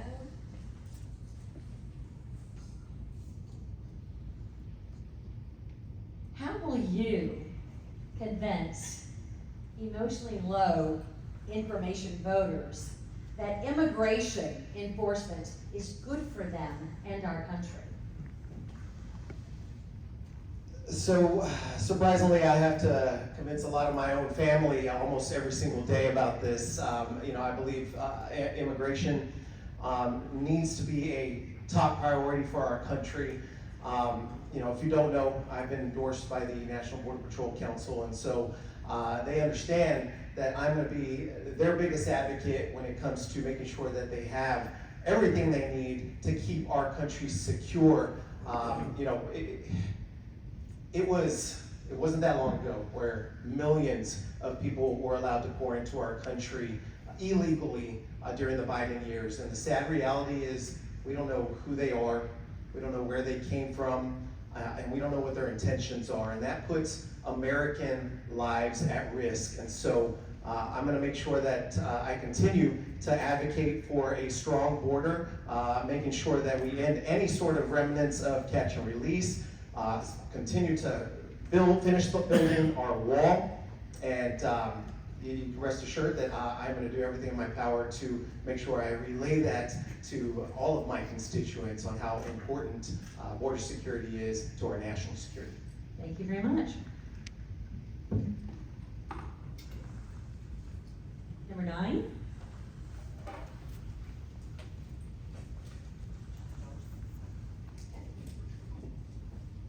Vanessa, public safety and community well-being. How will you work with local governments to improve emergency response and disaster preparedness? Well, as I stated earlier, I have great experience in this. When I worked for the 27th Congressional District after Hurricane Harvey, it was our responsibility, our office, we put together lists of information as far as resources that were made available so that people that were immediately impacted by the hurricane would have a resource that they could go to immediately start getting help with removing debris, with making sure that we gutted houses, trying to make sure that mold didn't set in. So it was a lot of work. It was around the clock. And so I'm very experienced in all of this, and I would rely upon that experience. As it relates to the public, I actually, when I went to Sam Houston State University to get my bachelor's degree, I actually worked for Ellis One. Ellis One is a death row unit. I was a correctional officer where I actually met my husband, Jason. We've been married 29 years. He was also a correctional officer. So when it comes to public safety, he and I know a lot about that, and we do whatever we can to make sure that the public is kept safe. As a matter of fact, if I am elected, I will do all I can to make sure that the Texas 35th District leads the way for this nation so that we can be richer, safer, and stronger. So yes, relying upon my experience, all of those hours, all of that work to make sure that our constituents got the resources they needed and were able to take care of themselves after that awful Hurricane Harvey. And so it was a great experience for me, and I bring that to the table and hope.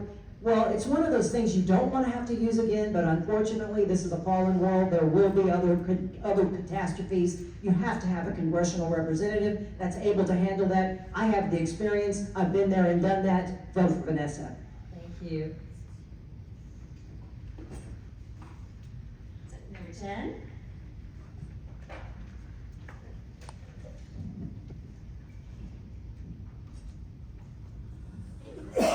Candidate vision. What motivates you to run for Congress at this moment? Well, first of all, I think there's a great opportunity, especially here in San Antonio, to use the Hispanic vote to really create a massive, bigger majority for the Republicans, not only in Texas, but also nationwide. I think you need to have someone that sees a forest for the trees on that. Right now, we don't have a lot of young, male, Hispanic voices. We've got the Mayra Flores-es of the world, but we do not have young male Hispanics. And speaking of people that were left out, when that felt very disillusioned, that helped vote Trump in, that was young Hispanics, that's Hispanic males. We have almost zero representation of that in the National Congress that aren't Republicans, right? We want to make sure we get that fixed. Second of all, I'm an American son. I think we look at the Marco Rubios of the world, the Fernando Mendozas of the world, and we see American sons. I want more American sons. There's a whole city of them out here, and they just need to hear the good news that in this country, the greatest country in the world, they can start a business, they can provide for their families, they can hold true to American core conservative values that are part of their culture, and that is the banner I'm willing to carry. I'm willing to carry that banner and be the fight. I'm not Jesus. Jesus is the only one that's never going to let somebody down. But at least I can point people to the way, and I can go out and talk to the schools or having those conversations with the young men and say, hey, also in this America, you also can be an American son. I'm here to fight for that. I see the vision for that for the future and can't wait to be that person in Washington, D.C. Thank you. Number 6. So here we go. Redistricting and representation. What do you see as the most urgent need in the district's urban, suburban, and rural communities? Coming together and seeing exactly what our needs are and seeing what the community needs. And we've got an area that's different. We've got the city of south side of San Antonio, and they're Hispanic, and the Hispanics work well together. I work with a lot of Hispanics that have started with a small business, and they know what the opportunity in the United States is. And so they grow and they build their business and they're very successful. Then we've got farmers and ranchers that I was a helper for a father-in-law, 18 years on a ranch and farming, and then I owned 2 ranches.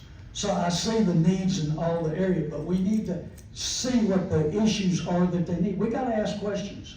We've got to talk to everybody. We can't just think that we know it all, because we don't.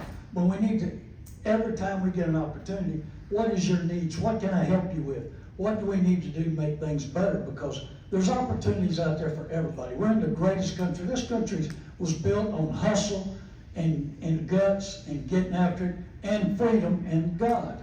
And that's why this country is great. And that's why everybody wants to come here. And we've got the opportunity. The farmers need help, the ranchers need help. We're 70% of the cattle that we need in production. So we need to know what they need to get it better. We need to know what the farmers need on insurance to protect if they don't get the crop. And then we need to see what the city, the south side of San Antonio, to bring growth there, to bring manufacturing, to bring jobs there. But we just gotta ask questions, and we gotta believe that we can help, and we gotta put 110% effort in, and that's what I do with everything I do. Thank you very much. All right, you guys, here we go. Here, we've all answered 4 questions, which we're so appreciative of. You've all done a fantastic job. I will draw now for who goes in line to do their 2-minute closing, okay?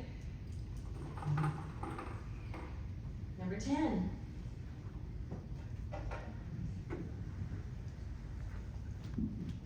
Josh Cortez, everyone. All right, well, thank you all so much for coming out tonight and bearing with us through all these questions. Well, I just want to go through real fast the fact we already talked about tonight. On my side, what we're doing is we're working off of our experience, working off the access we already have to people not only in Washington, D.C., but also locally here at the State House and with the county commissioners all the way down to our local school board superintendents and our city councilmen. And then we have the awareness. I'm from here.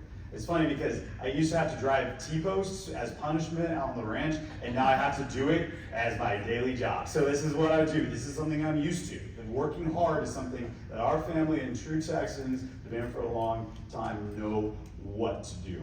This is our home. These are my people. Quick background too, also just want to let you know on a few other things is right now I have the most endorsements from state organizational groups. We have the 7 out of 7 from True Texas project, which was great. Also have Texans for Strong Borders, Texans Protecting Children, Young Republicans of Texas, Young Republicans of San Antonio, Young Conservatives of Texas, and Latinos for America First. We really are being able to grab a lot of that grassroots momentum, and also at the same time, being able to get out and talk to people what matters to them. Because I'm also from the local area, people are comfortable to talk to me on one side about issues pertaining to the Hispanic community, but also at the same time, coming from the ranching and farming background, can talk to the ranchers and farmers about cattle cycles and water tables. These are things that we also need to make sure we get ahead of. And lastly, I'm not going to take all 2 minutes of it. Like I mentioned earlier, I want to encourage and be one of the people that's able to championship what can be done in this America, this administration that we only have 2 years left of. We don't have a guarantee after the next 2 years that we're going to have a Republican in Congress or a Republican as president. We want to make sure we have that. I will make sure that we'll get done very first day one. We start working, hit the ground running. This isn't a we'll learn on the job situation. This isn't getting our ski legs under us. We want to make sure from day one we start punching hard for the American people local here, and I'm willing to do that. 10 out of 10. Josh Cortez on the ballot. Thank you so much. Thank you so much. All right, number 5. Rod Lynch. God has blessed my life. Since I was 5 years old, I wanted to be a pilot.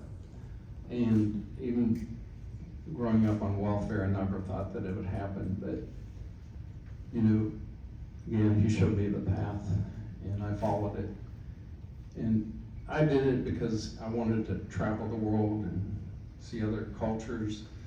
And that was an amazing thing, but what was more amazing is meeting people as you travel the world. And I want to say that America has the nicest, most kind people in the world. Italy comes in a close second, but Americans are blessed with being the best people in the world. The other thing is you get to meet people and talk to people. And that's what I think I enjoyed the most.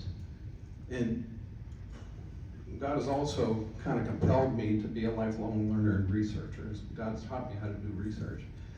And it taught me how to solve problems.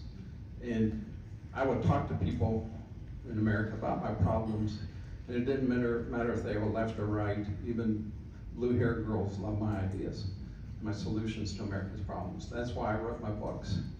And what I ask is that all of you can go to my website, download them for free. I don't ask for anything. I'm not looking for money. I don't accept donations. But the ideas are out there. We can solve America's problems if we can ever get politicians to listen to us. And running for Congress four times now, what I've learned, the hardest thing to do is get a politician to listen to you, both parties, okay? We can solve America's problems if we work together, grassroots, left and right. The solutions are out there. I ask that you share my ideas with everybody. I write in my book that any politician can use them as their own. I don't care, okay? All I ask is that they talk to me so that we do it the right way. Thank you. Thank you. Amen. Number 4. Larry, advise. Well, I have a story, like with immigration, I have a problem with immigration. ICE needs to be supported, but we need to have a process, a venting process. My grandfather, he walked across an Eagle Pass in 1913. He was 13 years old. My grandmother, she was Guzman, Sophia Guzman. Her father owned the avocado ranch in Guadalajara, and my grandfather worked for him, and they fell in love. They would not let them marry. So my grandfather and my grandmother and her 2 sisters came across Eagle Pass in 1913. Went to Houston, got their green cards, and my grandfather worked for American Telegraph. They said, "Can you shinny up that pole?" He shinnied up. He was hired at American Telegraph. Then they made it to San Antonio. They had a little money. They bought 10 acres on the corner of General McMullen and Commerce. It was called Las Colonials back then. They built this neighborhood. My grandfather hooked up with Guadalupe Lumber, and they divided this 10 acres into lots, and they built these homes, and that's where they made their money. They also donated the land to St. Jude's Church on the corner of General McMullen and Commerce. So those are my roots. All my family is Democrats. I have a lot of uncles. My uncle Arthur Celestino, he owned Capital Cement, which is now Ingram Cement, because he's passed away. My uncle Eddie Sanchez owned Sanchez Auto Supply, which is now AutoZone. So I'm being funded, my campaign, by family money, which I'm very proud of. And so I got into this race because I have a family of Democrats, and I said, y'all are Kennedy Democrats. They don't exist no more. And they go, why are you a Republican? You're on the wrong side. No, I'm not. I have my beliefs. This is my journey. I think I could change things, and this is why I'm running. And vote for Larry LaRose, because I have Thank you good much. issues. Thank you. Okay, number 1, Jay Furman.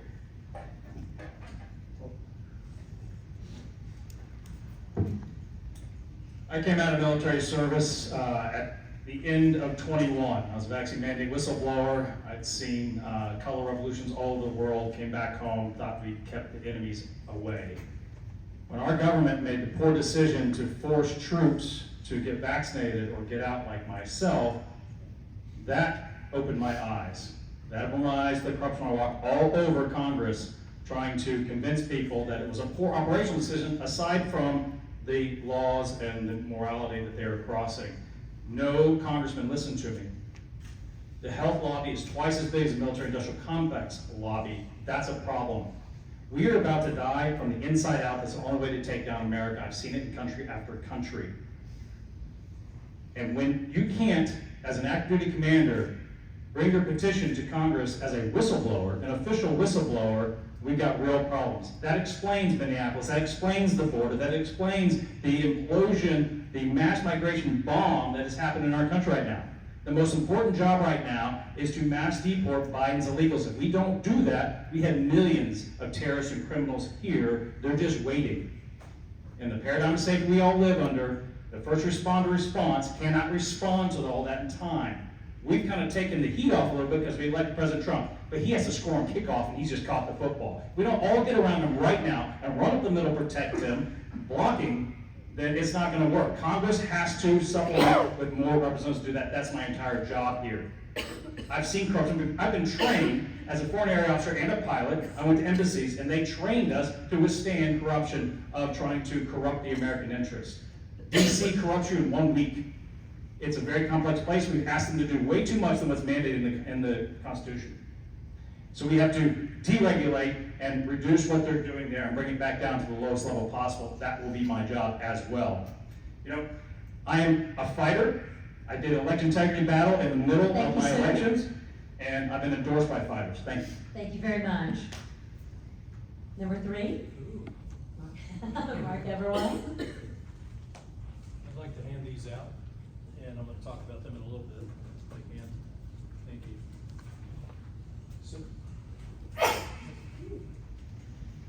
Lots of subjects here. Homes are near and dear to everybody. Yes, the country is going to decay from the inside, and we will go under unless we take back control of Congress from the businesses. There is so much corruption out there, and we absolutely have to get a hold of it. We've got to get a grip on it. BlackRock runs this country. BlackRock and the other private equity firms. All the commercials are geared towards influencing behavior. Everything we see and do is influenced. And what we have is investigations. It's a multi-billion-dollar industry on investigations of our elected officials. And what happens is that 5 years or 1 day, the statute of limitations runs out, and the opposing party says, by gosh, we could have got him, but the statute ran out. So what I'm proposing is this pre-vote candidate oath. And what this is this puts the power back in the people's hands. And it reads so that hopefully everybody's got a copy of it. And people will say, the first thing I've heard is, I say, I'm going to introduce legislation to increase the statute of limitations for crimes committed while serving in public office. And I hear, well, they're not going to go for that. Well, if you take all the candidates in this room and you give them this and you say, will you sign this? And if that candidate says no, you go to the next one. And you get a candidate that will sign this, and what we do is we go across the United States with this pre-vote oath declaration, and we get these people under oath stating what they'll do. Right now what we do is they get up there and they say, I'm going to do this and I'm going to do that, and you hope and you pray that's what they're going to do. This makes sure that they're committed before they ever sniff that office. They ever sniff that office. Put the control back in the people's hands. And that 12-year statute of limitations is much needed. The other thing is, as soon as I get in there, I'm pushing I'm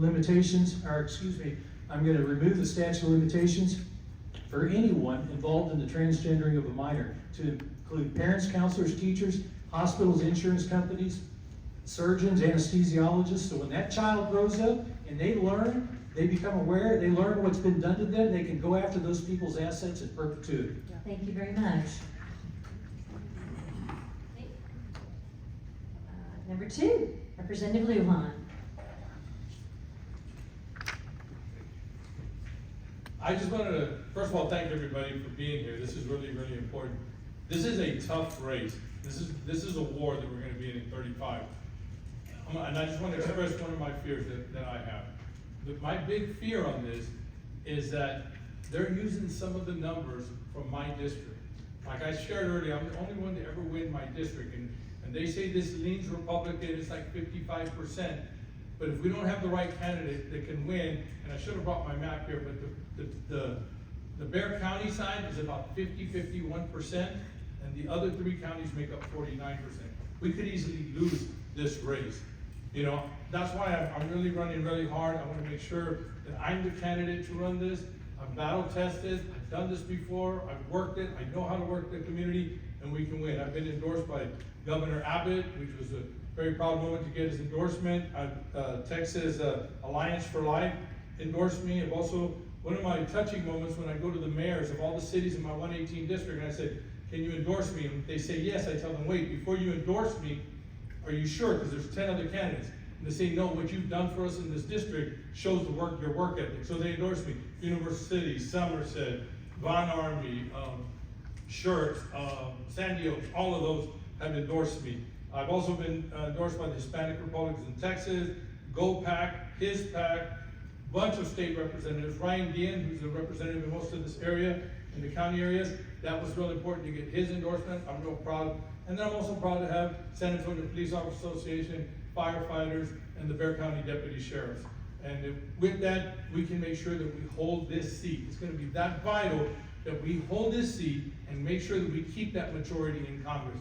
And that's why I'm running. Thank you. Thank you. Number 9. I'm in charge of the microphone. Vanessa Hicks Callaway. Again, I'm Lieutenant Colonel retired Vanessa Hicks Callaway, and I'm here tonight to humbly ask for your vote. You can go to my website, CallawayForCongress.com, to learn a lot more about me. I am prepared, I am qualified, and I am experienced to do this job. As I stated earlier, I am one of the individuals here tonight that has been selected by Texas Governor Greg Abbott for 2 boards. And the reason I left those boards was to run for office. So what I'd like to do as the congressional representative for the Texas 35th is to make sure that the people take advantage of my communication skills. I'm a regular on Victory News, which is a news broadcast station. It's a Christian station where they ask questions based on the Christian worldview. So I'm fully prepared to represent the 35th with some of the tough things that we have going on. You need someone that can go to Washington, D.C., that can articulate the Republican side of things, and I have signed the Republican platform when I ran for office. I will not go to Washington, D.C. and suddenly get Trump derangement syndrome and stab President Trump in the back. That will not happen for me. I love God and country. I grew up in a fatherless home. You're looking at someone that started off washing cars, and I went on to Congress, and I also became a lieutenant colonel. I have a Bronze Star. I put it all on the line for this nation. I took an oath to support and defend the Constitution of the United States, and that is an oath that I still feel that I abide by and will abide by to this day. You need to send someone that is a fighter, one that is pro-God, pro-Constitution, pro-capitalism, and pro-country. I love this country. It's the greatest country in the world. We need more individuals that look exactly like me, that's willing to go forth and be the antithesis to those that say that this country was stolen. No, I do not agree with that. This country is here today based on the blood, sweat, and tears of patriots. That's why to this day I am a crusader for faith, family, and freedom. I will not disappoint you, and I do humbly ask for your vote. Vote for Vanessa. Thank you. Number 6. Well, first off, it's amazing how many good candidates we've got. We really do. And I mean, they're all great. I'm Randy Evans. I've been born and raised in New Brunswick. I've never lived really outside of the district very long and not many miles. But I know the area. I've been in business 63 years. I know how to communicate. I know how to negotiate. I know how to make deals. And I'd like to serve you. I got in this because Hector Porce has been in Washington for 26 years and he convinced me to do it. But I talked to my radio listeners, over 200 of them, and I asked them if they'd vote for me and help. They all said they would. And they all want me to run. And they all know what I say on my radio shows. The auctions I deal with, the dealers I deal with, I'm selling cars to grandfathers and grandchildren that I've sold for the last, because I'll tell the truth, I'll work hard, and I've always been that way. I put 110% in everything I do. I had a successful Bible study of over 40 people showing up every night for 23 years. And that's a handful, trying to have all those emotions, talk to the people, listen to them. I'm a better listener than I am a talker. If you have time, tell everybody to vote for Randy Adams. Thank you, Randy. Number 11. Yes, you. Carlos de la Cruz. All right, well, thank you everybody for being here tonight. I do appreciate it. It not only tells me that you care about this community, but you care about this country. And listen, it's been an honor of my life to serve my country for for 20 years. No more than that, okay, let's just put that clear. And it'll be an honor of my life to serve you again in Congress. Now, I have owned a small brick and mortar business here in San Antonio, so I understand the challenges that our local businesses face, whether it's dealing with labor shortages, being overregulated, overtaxed, or just dealing with payroll. I am the only one up here tonight that has been endorsed by the Border Patrol. I'm the only one up here tonight who has been endorsed by several of President Trump's strongest warriors in Congress, to include my sister, Congresswoman Monica de la Cruz, which I just barely got. And I also just got tonight a senator to jump on board our campaign. So really excited about that. But they endorse me because they know that I do not back down. They endorse me because they know that I have stared down radical Islamic terrorists in the Middle East and the cartel, and I am still standing. Now listen, President Trump is going to need allies who not only know how to fight, but know how to win. when things get tough, and that is what sets me apart from everybody else up here. Thank you and good night. Thank you so much. And then one to grow on, my friend, number 7, Ryan Krause.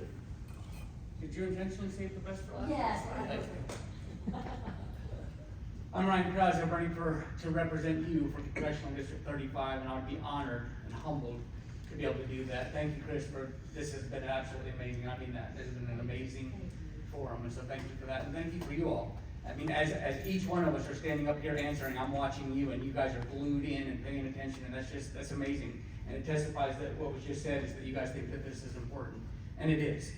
This is an important time in our country. We have a president who, thank God for our president. And we have a president who's doing some amazing things, but he's doing a lot of what he's doing by executive order. He needs Congress with a backbone. He needs a Congress that's actually willing to do something. And somebody can correct me if I'm wrong, but I was just sitting here thinking, I think it was Newt Gingrich who was the last House member that actually passed a budget. And that was a few years ago. And so we need a Congress who's actually going to step up and do something, not abdicate our duties, not push it off on something else, or not try to get the next headline. We're going to actually do what's best for this country. Not what's going to get me elected next time, not what's going to get me in the headlines, but what's going to be best for this country. We need a Congress that's going to do that. My wife and I do executive coaching and leadership development. We work with a few companies that you've heard of, like HEB and Chick-fil-A, just small companies. And we get the honor of going and working with foreign governments, which is just a thrill to me, because we get to go into foreign countries, work with foreign governments, and get rid of the unnecessary, corrupt politicians in foreign governments. We were there in Asuncion, Paraguay, which is like the New York City of Paraguay, when 542 people lost their job in one day because of corruption, because of the things that we get to do. And it's not because I'm wonderful, it's because God has ordained my steps. And we get to be there when we teach this values-based leadership, and we bring people back in alignment with good values. Now, I believe that there's a separation in church and state that's not in the Constitution, but I believe that the government is not allowed, according to the Second Amendment, is not allowed to determine religion, not allowed to set religion. But I also believe, First Amendment, thank you, but I also believe in... Thank you, sir. Right, Goodwin? You can say I don't believe in anything else. Thank you very much. As most of you know in this room, I rarely run over my time, guys. This is very unusual. We like to start on time and end on time, but just a couple more announcements we have to make. First, ladies and gentlemen, please, please applaud these amazing candidates. They're probably on 18-hour day. I mean, seriously, they've done 3 or 4 other things today. They've driven everywhere. They're here for us this evening, and we can't tell you all how proud we are of each and every one of you. I'm going to say to everyone in this audience, please go to our website, pull up their links, okay? Research, make sure you do your homework, and please support whoever your favorite is financially.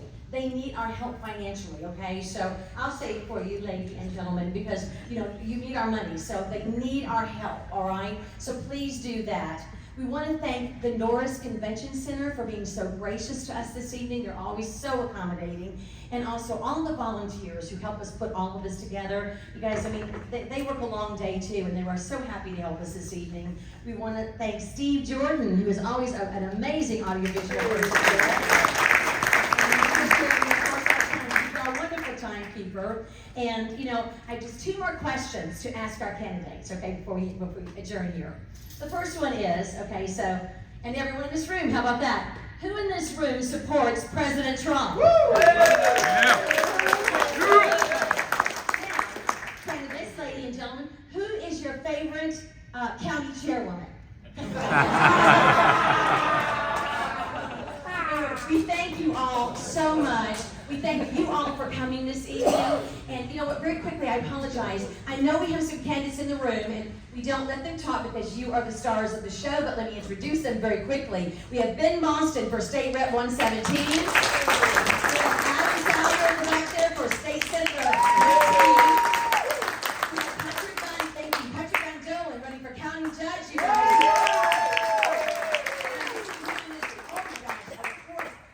Cardenas is in the back for State Senate 19 as well. Anybody else? Don't leave anybody great night. Get engaged in this election. We need Republicans to vote, okay? So tell your neighbors, tell your friends, tell church, tell work, tell everyone to get out and vote. Thank you all so much and have a great evening.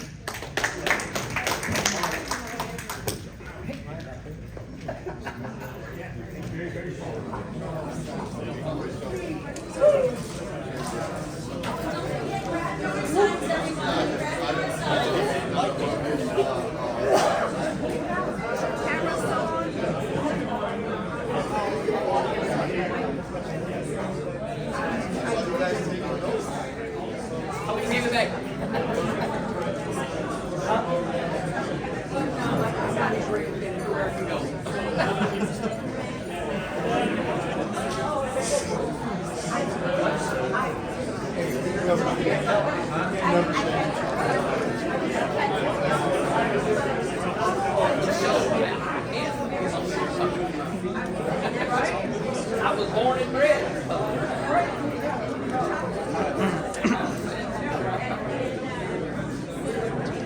Oh, it changed years. I switched it up.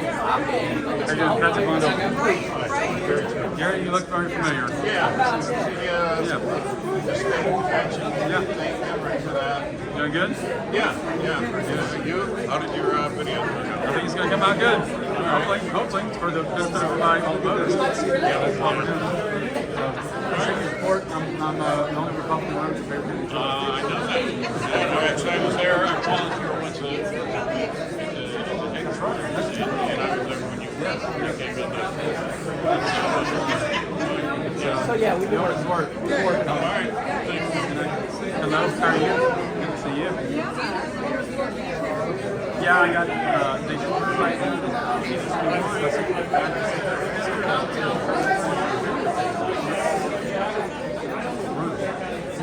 Hello.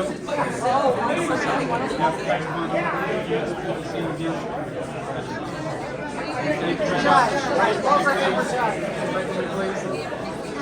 Spread the word.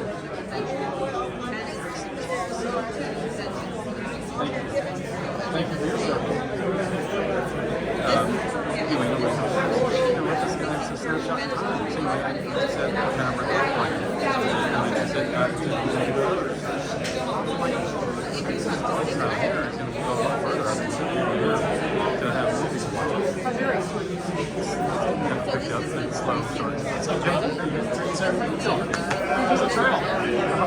It's going, but we started late. We're just getting geared up, and there's no very little any help out there that's available. Everybody's busy.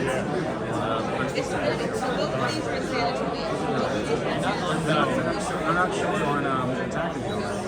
Really? That's already started? So that's a credit to you. You're a threat.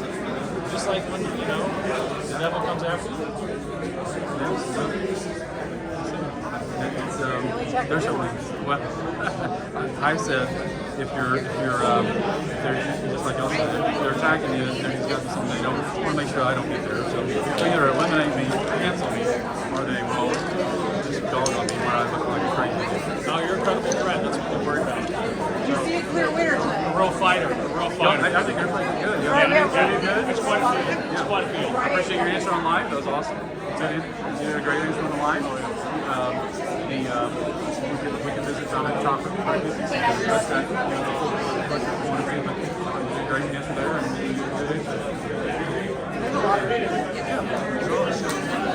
Everyone's gotten pretty excited. More college Got there. Yes, sir.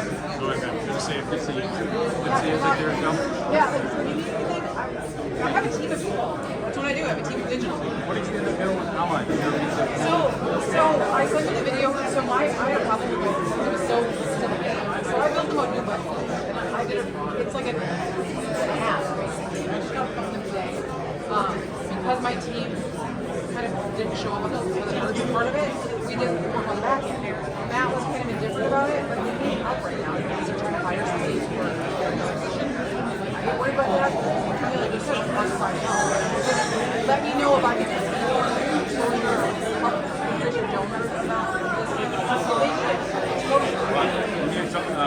Jim Diesel's who you talked to, so his wife just died of brain cancer, but he talk to him, and Mike, my business partner, is on board as well. So Terry is very focused on being the director, not on the overall marketing, branding, donation, fundraising. She's very good with that. But those two guys can help you. That's great. You're still able to do this. Yeah, I would love, I mean, I'm gonna pick a couple different, entities to kind of help brand and pro-life, pro-life. Yeah, I know you're busy, yeah, text me. We'll get a signature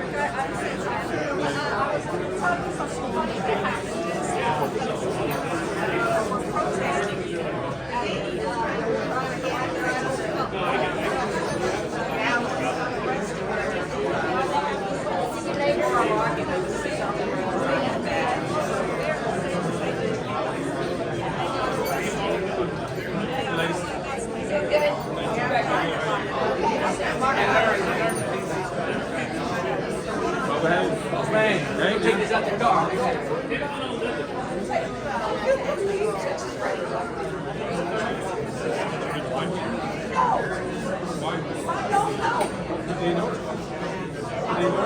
They said we're not endorsing.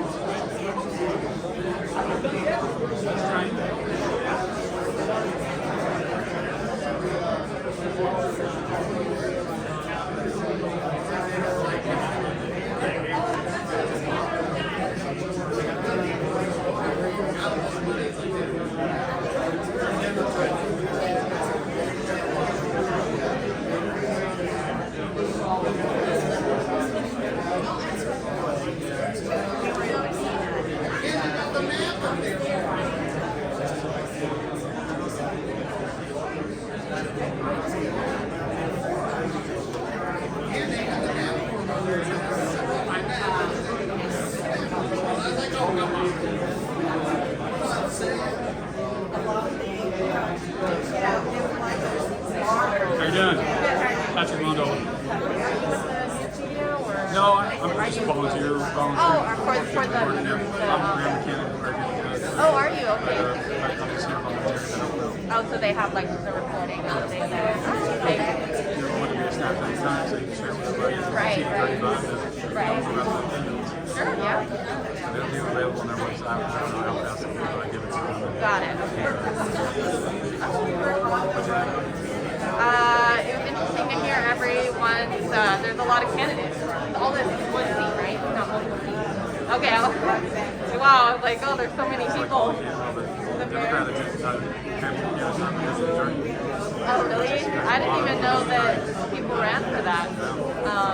Anyways, interesting to hear different people's perspectives. Different provinces. Yeah. I'm consultant. I'm a freelancer, but today I went to the essay report. Like, have photos of all the candidates running and everything. Work with Andrea? Yes, she, yes. Actually, she's the one that gave me the, told me about the assignment, yeah. Yeah, do you work with her sometimes? Yeah. She probably covers, yeah, her race as well.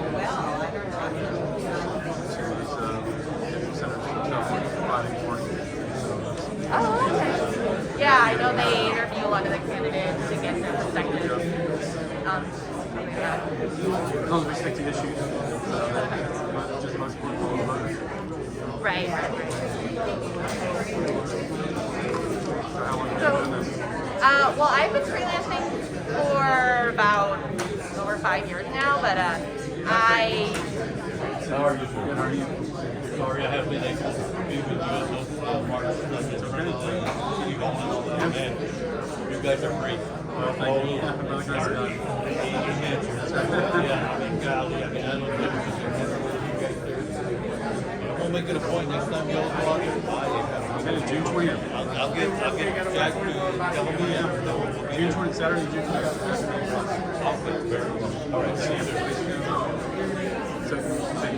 Well, I've been doing photography. I'm a photographer, so I've been doing it for over 5 years, but I have been in San Antonio about the last 2.5 years. I did a fellowship at the San Antonio Express News, and now I do press news. So I work for them and others. No, I'm originally from California.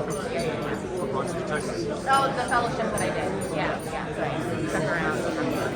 I like San Antonio. It's a very nice place to live, so. weather in California.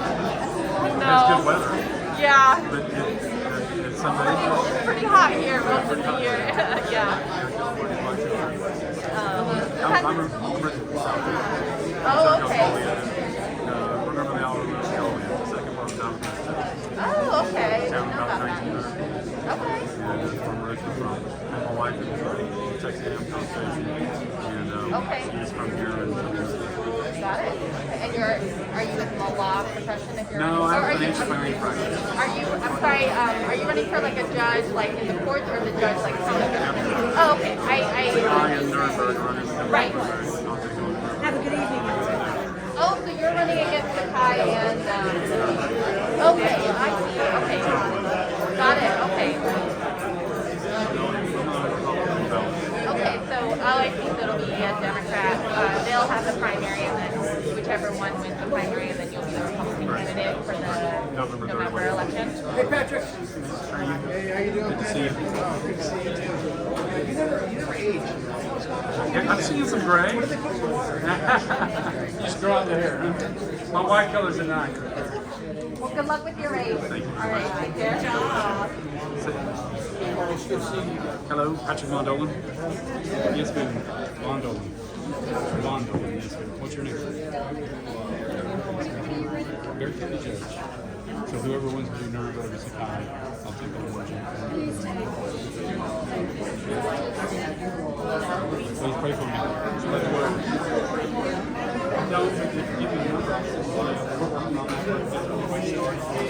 You got all the pictures today? I did, yep. Got one candidate. Excellent. Where can I expect to see something like that? This is for the essay report, so I don't know. I think they just need photos of all the candidates, like throughout the campaign and everything. So they pop up with an article. Essay report. Do you have a smartphone? I'm a freelancer, but yeah, the San Antonio report. They're an online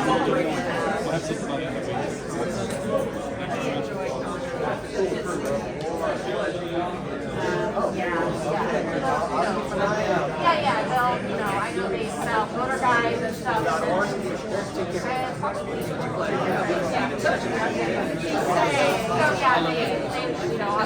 Y'all take care. Tell your buddy that I'm getting the stuff out. I'm going there anyway. Take advantage of my gas. Yeah, good or bad. Well, thank you so much. These 3 young kids. They put me on a board, a panel. It was like, hey, we're about to get here. And I was like, wow, are you serious? I said, okay. God bless you, but I'm still going to fight for it. You can't take that. That's not yours, is it? Okay. Whether you use yours or you're not, I got to use yours or not. I can care less. Hey, good seeing you, brother. Good job up there. Where's can we expect the video? I give it to the party. Oh, okay. I've uploaded to it. I'll send it to you. Great. I'll show you the link to you. Y'all call. I'm not scared to run around. Appreciate y'all being here. Good to see you. How are you doing? Doing good. Just, still put that T-post?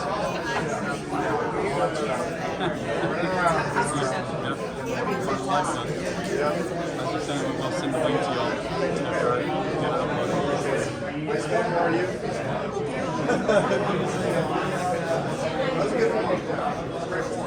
Yeah, it was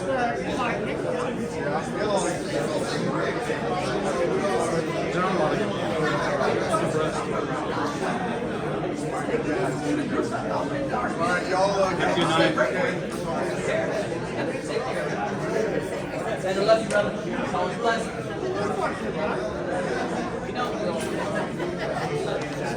Be safe, okay? He likes kids. You want to go? You can talk to another. That's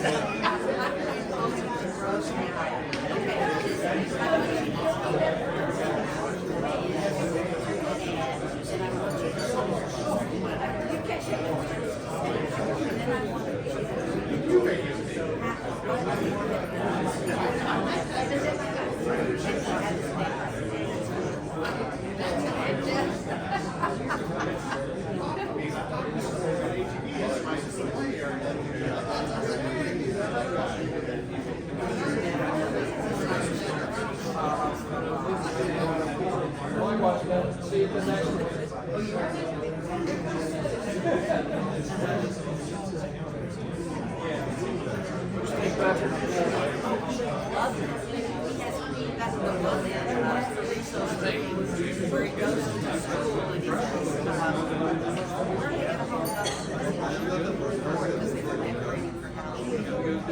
it's outside. How's it going? Good job up there. Good to see you, sir. This how many times? Can I have some ushers back in? Well, you know. Okay. And then he goes out and gets some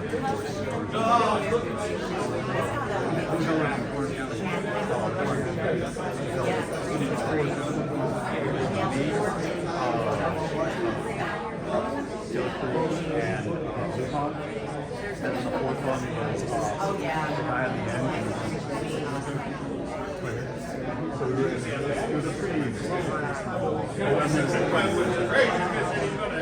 but you know, there's been some of those and Randy it's kind of been it can take up all your time. It can, but some of these matter. What's it? You guys got